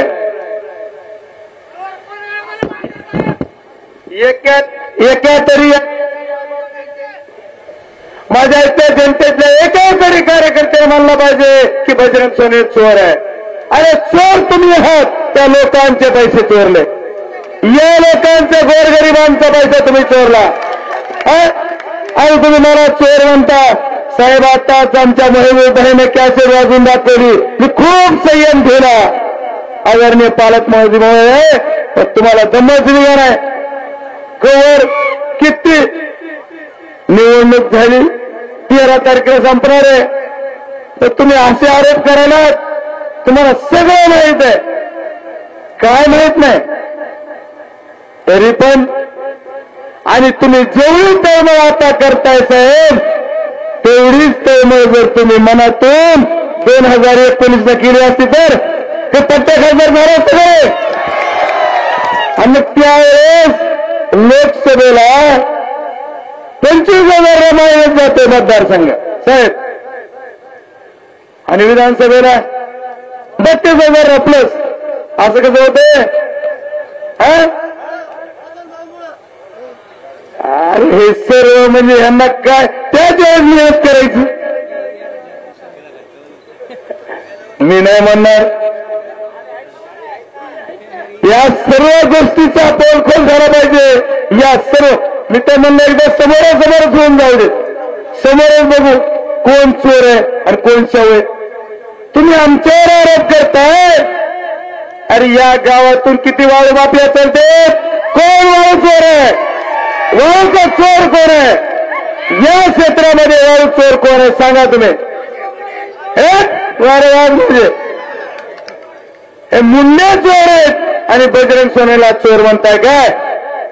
एका DYSPला तेलगावच्या चौकापासून शिरसाळ्यापर्यंत शिया कोण देत होते.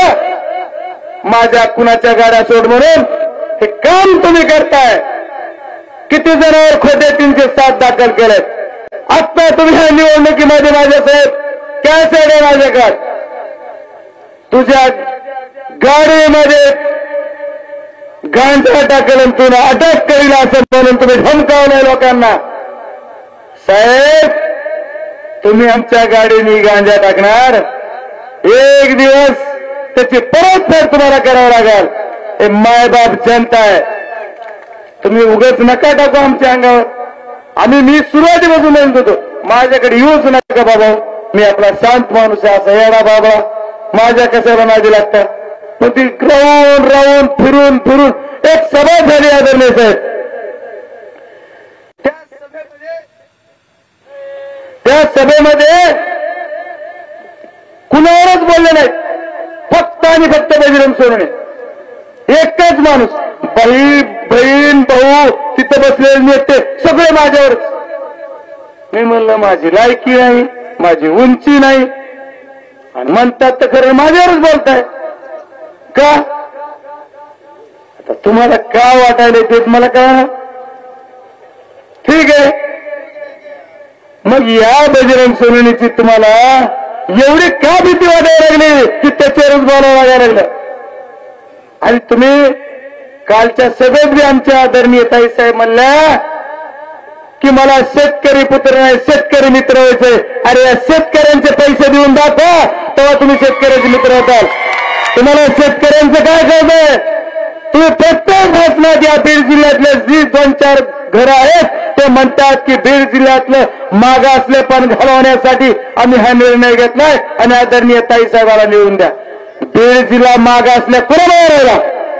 या बीड जिल्ह्याचं मागासलेपण तुम्हाला घालवायचं या निवडणुकीतच का कळलं? आतापर्यंत बीड जिल्ह्यावर राज्य फक्त तुमचे 4च घरं करतात आणि या 4 घरात वाटतंय बीड जिल्ह्याचं मागासलेपण घालवायचंय.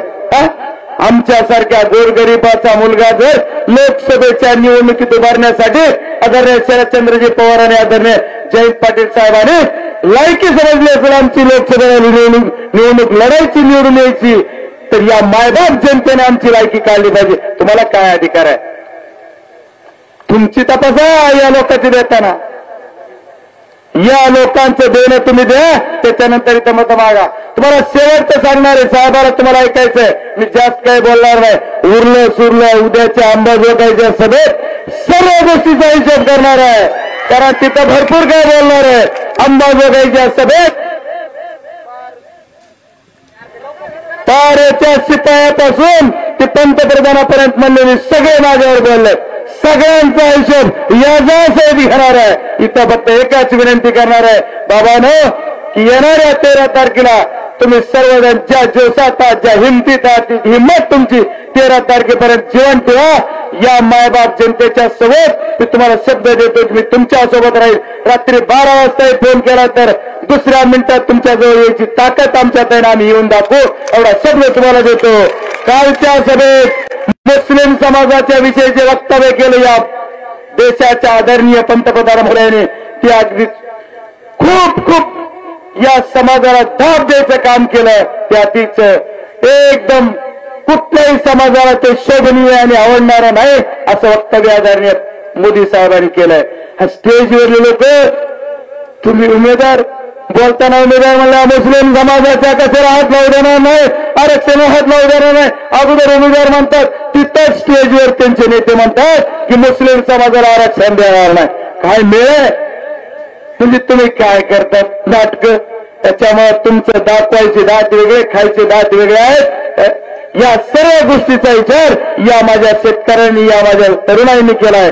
या सर्व गोष्टीचा हिशोब आपण नंतर करू. येणाऱ्या 13 तारखेला माझं जे चिन्ह आहे तुतारीधारी माणूस, या चिन्हासमोरचं बटन दाबून मतदान रूपी आशीर्वाद द्या आणि मला तुमची सर्वांची सेवा करण्याची संधी द्या, एवढीच विनंती करतो. खूप खूप धन्यवाद.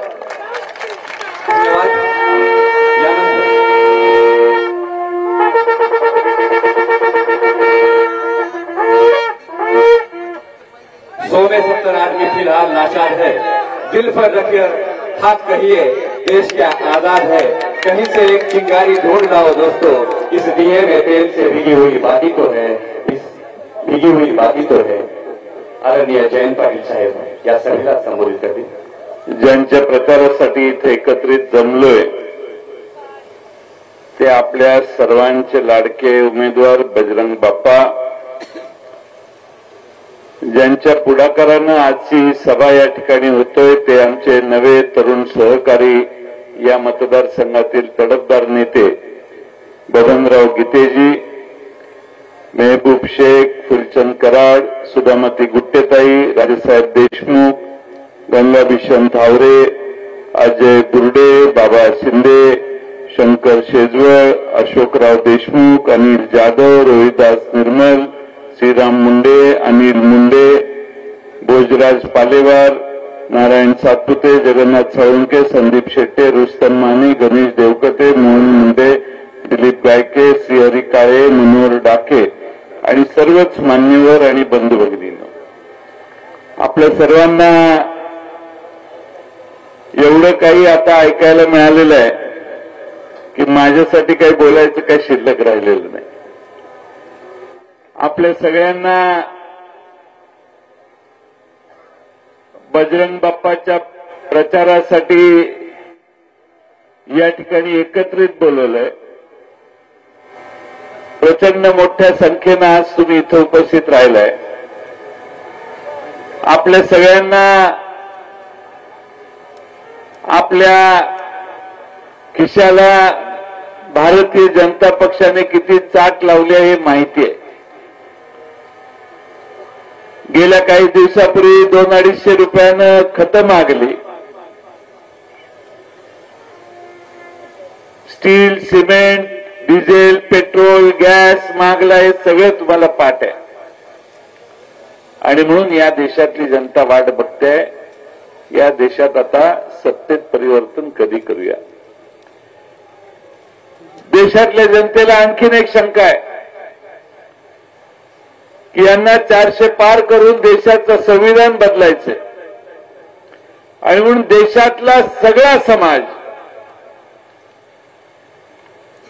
एकसंध झालाय. कुणी निवडून देऊ पण भारतीय जनता पक्ष नको, अशी मानसिकता भारतभर झालेली आहे, नुसत्या महाराष्ट्रात नाहीये. महाराष्ट्रात तर मी बऱ्याच ठिकाणी जाऊन आलो. 48 पैकी 32 जागा 33 जागा निवडून येतील असा माझा अंदाज आहे. आम्ही राष्ट्रवादी म्हणून 10 ठिकाणी तुतारे उभे केलेत. आम्ही कुठली पराभूत होईल, एखादा घसरला तर घसरेल, नाही तर 10 पैकी 8 किंवा 9 ठिकाणी राष्ट्रवादी शरदचंद्र पवार पक्षाचे उमेदवार विजयी होतील. बीड जिल्ह्यामध्ये बजरंग बाप्पांसारखा एक नवा चेहरा आम्ही आपल्या सर्वांच्या समोर आणलाय, जो 5 वर्षापूर्वी देखील आणलेला. या जिल्ह्यामध्ये जेवढे पुढारी पवार साहेबांना सोडून गेले ना, त्या सगळ्यांनी 5 वर्षापूर्वी बजरंग बाप्पा किती चांगले हे तुम्हाला ऑलरेडी सांगितलेलं आहे. जेवढे म्हणून आमदार आहेत, जे शरद पवार साहेबांना सोडून गेले, त्या सगळ्यांनी बजरंग बाप्पांचं 5 वर्षापूर्वी कौतुक केलेलं आहे. रेकॉर्ड काढून बघा. आणि म्हणून आज पुन्हा एकदा मागच्या निवडणुकीत 5 लाखापेक्षा जास्त मतं मिळवणाऱ्या बजरंग बाप्पांना पवार साहेबांनी या मतदारसंघात उभा केलेलं आहे. हे सगळे मगापासून जे पैसे राहिले वगैरे प्रश्न आपण ऐकतोय, ती तर शेतकऱ्यांची लूट आहेच. कुणी सहन करणार नाही. मला आश्चर्य आहे की तुम्ही कसं हे सहन करताय. पण पुन्हा एकदा या जिल्ह्यामध्ये विकासाचा नवं पर्व आणण्याची आपल्या आम्हा सर्वांची जबाबदारी आहे. राष्ट्रवादी काँग्रेस पक्षाच्या वतीने एक जाहीरनामा मी काढलाय, तसाच काँग्रेसने काढलाय. इंडिया आघाडी आणि महाविकास आघाडीने सांगितलेलं आहे की दिल्लीमध्ये आमचं सरकार आलं तर या देशातल्या गरीबातल्या गरीब घरात चूल पेटणार नाही अशी शंका ठेवायची नाही. म्हणून त्या गरीब घरातल्या महिलेला 1 लाख रुपये वर्षाला देण्याचं काम आम्ही करणार आहे. गॅसचं सिलेंडर 1100 रुपयावर यांनी पोचवलं. आमचं सरकार आल्यावर या देशामध्ये 500 रुपये गॅसला सिलेंडरला लागतील. वरचे सगळे पैसे केंद्र सरकार भरेल, त्यांना सबसिडी देईल. ही देखील भूमिका घेतलेली. डिग्री डिप्लोमाची पोरं पास झाल्यावर त्यांना स्टायपंड म्हणून 8,500 रुपये महिन्याला, वर्षाला 1,00,000 रुपये देऊ. कारण बापाला मुलाची नोकरी हुडकायला एवढी मुलाला पैसे द्यावे लागतात प्रवास करण्यासाठी, ते सगळं खर्च सरकारने सोसला पाहिजे अशी केंद्र सरकारमध्ये आम्ही भूमिका घेऊ. आम्ही जातनिहाय जनगणना करू. जातनिहाय जनगणना केल्यावर ज्या लहान लहान जाती समाजात विभागलेली लोक आहेत त्या सगळ्यांना न्याय देण्याचं धोरण देखील आम्ही करू, हे आम्ही जाहीरनाम्यात सांगितलेलं आहे. आणि म्हणून या देशात जे जे भारतीय जनता पक्षाने चुकवलेलं आहे त्याच्यावर बोट ठेवून आम्ही विकासाचं काम आपल्या सर्वांचं करू. या जिल्ह्यात रेल्वे आलेली नाही, येणार म्हणून बरेच वर्ष आम्ही ऐकतोय.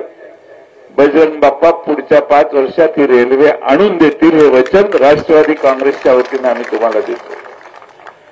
या जिल्ह्यामध्ये ज्या ज्या गोष्टी होऊ शकल्या नाही त्यासाठी ज्यांना अनेक वर्ष आपण सत्ता दिली त्यांना बाजूला करायची ही संधी आहे. आणि हा नवा चेहरा बजरंग बाप्पांचा आपण दिल्लीला पाठवूया. दिल्लीमधून या देशाच्या सरकारकडून या विकासासाठी सगळे विकासाचे दारं उघडण्याचं काम बजरंग बाप्पा करतील, मला विश्वास आहे.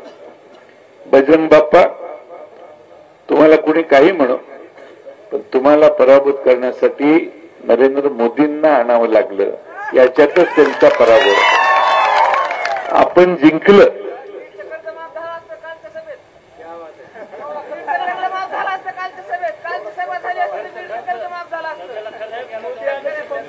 आमचं सरकार आलं, शिवसेनेच्या उद्धव ठाकरे साहेबांच्या नेतृत्वाखाली आपलं सरकार आलं.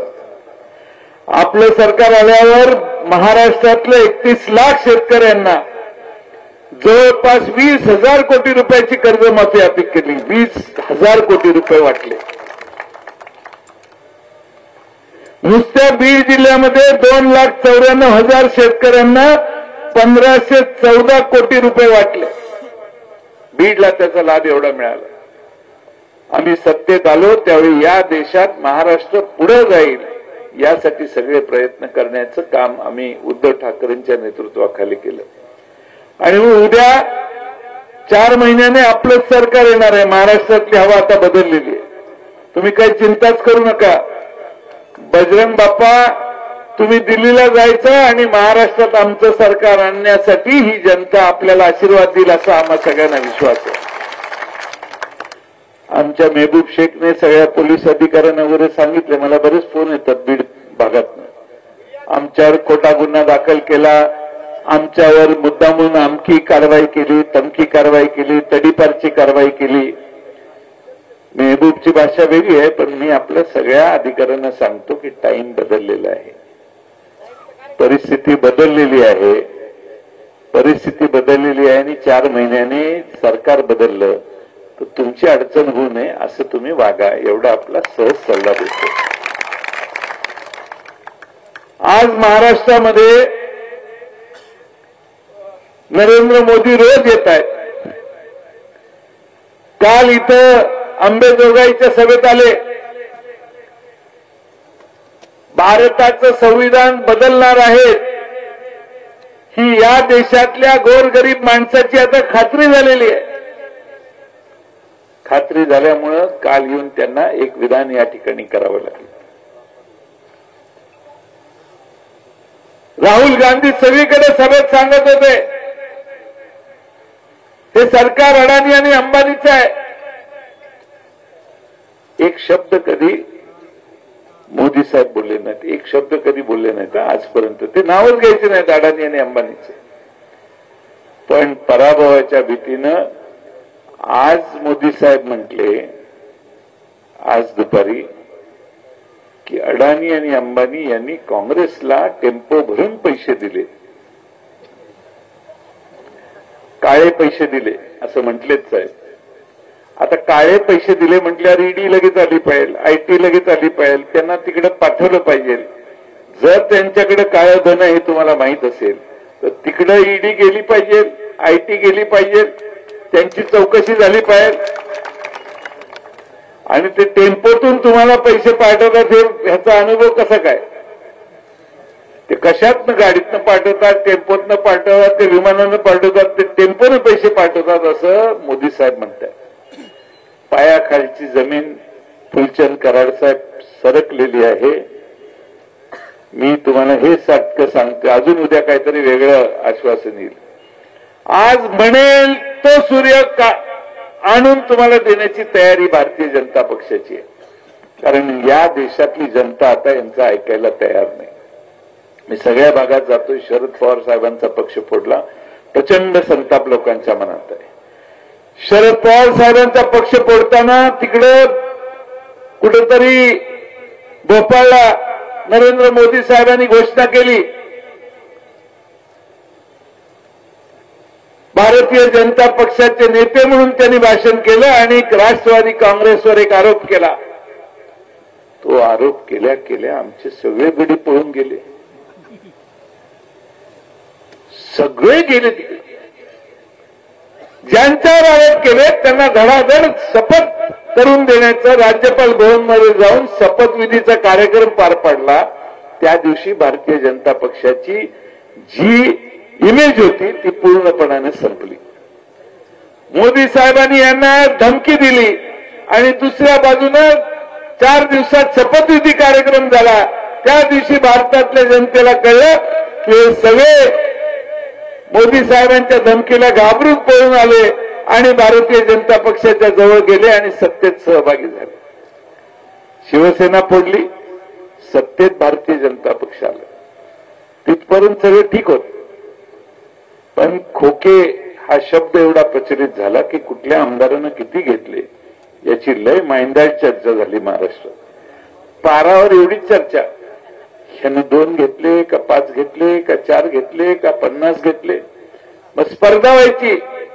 लोक सांगायचे अरे आपला 5 मध्ये काय थांबतोय आमदार, आपला लय देण्याचा लय हुशार आहे, 10-15च्या आत येणार नाही. मग दुसरा सांगायचा 10-15 नाही 20. तिसरा सांगायचा शहाणा आहेस, आपला लय पोचलेला आमदार आहे, 50च्या आत काय थांबणार नाही तो. असे आमदारांचे व्हॅल्युएशन झाले, कोणी किती घेतले असेल. एवढ्या चर्चा महाराष्ट्राच्या सार्वजनिक जीवनात पूर्वी कधीही झाल्या नाहीत. तेवढ्या महाराष्ट्रात भ्रष्टाचाराच्या चर्चा झाल्या. आणि महाराष्ट्र सरकारवर मी आज बोलत नाही, धनंजय मुंडेने केलेल्या आरोपावर आज मी बोलत नाही. पुढे महाराष्ट्राच्या ताब्यात, महाराष्ट्राच्या समोर, महाराष्ट्राच्या विधानसभेत ज्या चर्चा झाल्या त्या पुढच्या निवडणुकीला मी सांगेन. आज ही निवडणूक भारताची आहे.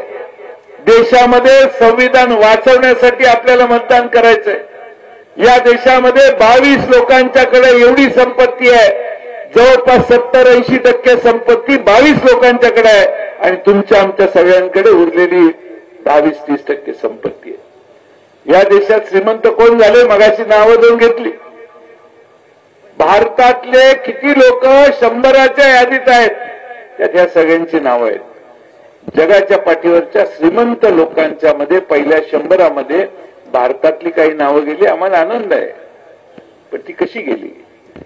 सगळे भारतातली बंदरं यांनाच, भारतातली सगळी विमानतळं यांनाच. दुसऱ्याकडे असेल तर त्याला ईडी पाठवून ती विकायला लावली आणि ह्यांच्या हातात देण्याची व्यवस्था केली. त्यामुळं भारतामध्ये प्रचंड मोठ्या प्रमाणात ही काही मुठभर लोक श्रीमंत झाली. तुमच्या माझ्या जीवनात काही फरक पडला नाही हे मित्रांनो लक्षात घ्या. आज भारतामध्ये हे जे म्हणतात ना 2 नावं मगाशी, हे आणि अजून 4-7 जण श्रीमंत लोक आहेत. त्या सगळ्यांना सगळी मोठी रस्त्याची कामं, टनेलचे काम, जे मोठं भारतात आहे ते सगळे यांनी विकलेलं आहे. तुम्हाला ऐकण्या आणि समजण्यासारखे काम मी तुम्हाला एक छोटंसं उदाहरण देतो. आता तुमची बँक आहे, बँक थकलेली. आता वैद्यनाथ कारखान्याचे पैसे थकले समजा, किती थकल्यात मला माहित नाही, पण 200-300 कोटी रुपये असतील. 400 कोटी. तुम्ही डायरेक्टर होता, व्हाईस चेअरमन. 400 कोटी पंकजा मुंडे एखाद्या बँकेत गेले, त्या बँकेत ज्यांचं कर्ज आहे त्यात, आणि त्यांनी सांगितलं 1 टाइम सेटलमेंट करा. तर व्हायला पाहिजे की नाही 1 टाइम सेटलमेंट. समजा 400 कोटीची सेटलमेंट कितीला व्हायला पाहिजे? आकडा सांगा तुम्हाला, कितीला व्हायला पाहिजे? 300 कोटी मुद्दल तर दिलं पाहिजे. मी तुम्हाला उदाहरण सांगतो, आपल्या देशामध्ये काय चाललेलं आहे. पंकजा मुंडेंना कळलं आकड्या, तर तेही भारतीय जनता पक्षावर नाराज होतील. एक वन टाइम सेटलमेंट केलेली आहे शिवा इंडस्ट्रीजची. 4,863 कोटी बँकेची थकबाकी भरायची होती. 318 कोटी रुपये घेतले आणि बँकेने त्यांना सोडून दिलं. 4,863 कोटी रुपयातले 318 कोटी घेतले आणि 4,500 कोटी, जवळपास 4,500 कोटी रुपये सोडून दिले. म्हणजे 93%, 93% पैसे माफ केले. एक DHFL नावाची कंपनी आहे, 91,000 कोटी बँकेकडे यायचे होते. पिरामल उद्योग समूह एक मोठाच आहे, त्यांना 37,000 कोटी, 91,000 कोटीची कंपनी देऊन टाकली. येणं ज्यांचं होतं. व्हिडिओकॉन 79,000 कोटी, 71,000 कोटी रुपये त्यांचं सेटलमेंट.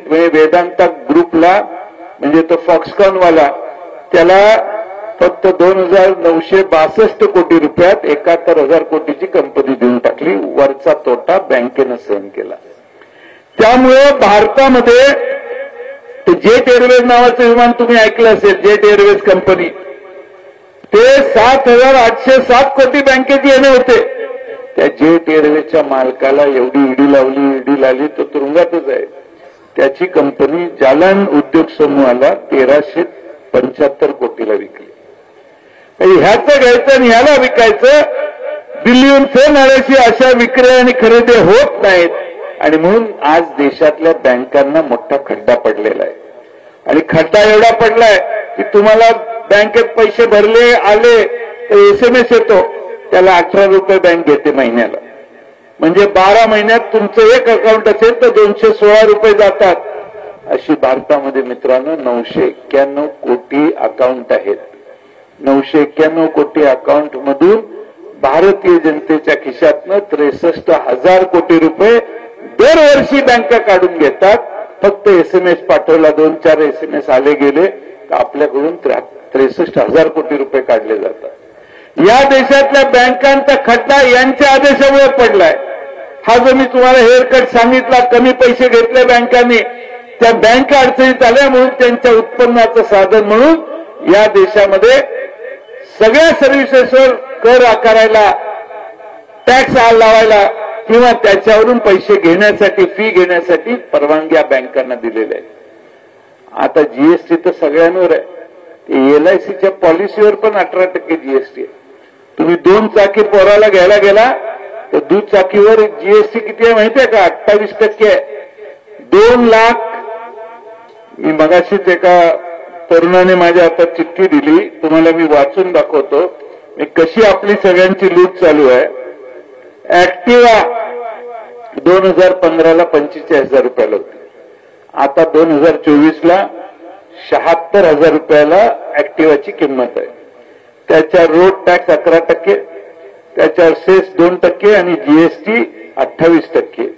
अशी 76,000 रुपयाची ऍक्टिवा 1,03,000 रुपयाला आपल्याला घ्यावी लागते. 4 चाकी थार घेतली तर 11,25,000 रुपये 10 साली किंमत होती. आता 19 लाख किंमत आहे. त्याची रक्कम होते 21,40,000. म्हणजे 28% रक्कम ही सरकार आपल्याकडून टॅक्स म्हणून घेते. दुचाकी घ्यायची चोरी, 4 चाकी घ्यायची चोरी. मी यासाठी उदाहरणं देतोय की तुम्ही नांगर घ्यायला गेला, ट्रॅक्टर घ्यायला जावा, पलटी, रोटोवेटर काय पण घ्यायला जावा, पहिल्यांदा नरेंद्र मोदींना कर भरण्याची पाळी आहे 18% आणि 12%. त्याच्याशिवाय तुम्ही घरी एकही वस्तू आणू शकत नाही. तुमच्या पायातलं चप्पलही GST भरून येतं, अंगावरचा कपडा येतो, साडी पण येते.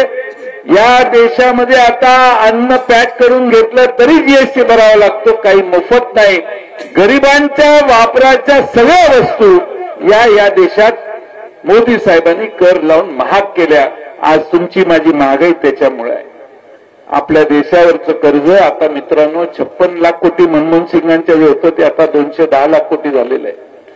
म्हणून मला भीती आहे, पुन्हा जर तुम्ही कमळाला निवडून दिलं, कमळावर शिक्का मारला, तर इथं निवडून आलेले खासदार काही करू शकणार नाही. ते त्यांना देशात सांगतील मोदी साहेब 210 लाख करोड़ का कर्जा है, अपने को 18% का जीएसटी अब 21% करना पड़ेगा. पेट्रोल 105 रुपए का 115 करने के बावजूद ये कर्जा फेडताच येणार नाही. डिझेल आता लाजून 98-97 वर आहे. एकदा कमळावर शिक्का मारा, नाही ते डिझेल 105 रुपये झालं तर माझं नाव बदला तुम्ही. सगळी लूट आहे. या देशाचं अर्थकारण यांनी एवढं बिघडवलंय की आंतरराष्ट्रीय नाणेनिधी संस्थेने यांना सल्ला दिला, अरे थांबा किती कर्ज काढताय, तुमचा श्रीलंका होईल. श्रीलंका म्हणजे काय, 4-6 वर्षापूर्वी श्रीलंकेच्या पंतप्रधान राष्ट्रपतीला ओळखत लोक राजवाड्यात गेली आणि त्यांना मारायला गेली आणि ते पळून गेले विमानानं आणि वाचले. देशात राजकीय अराजकता निर्माण करण्याची परिस्थिती निर्माण होऊ शकते आणि या देशाला संतुलित लोकांची संवाद साधणारं नेतृत्व असलं पाहिजे. आणि म्हणून आपल्याला या देशात बदल करण्यासाठी उद्याच्या निवडणुकात आपल्याला तुतारीच्या नावाने बजरंग बाप्पा दिल्लीला पाठवायचे. आपण सगळ्यांनी, बाकीचे सगळे स्थानिक तुमचे प्रश्न आहेत, पण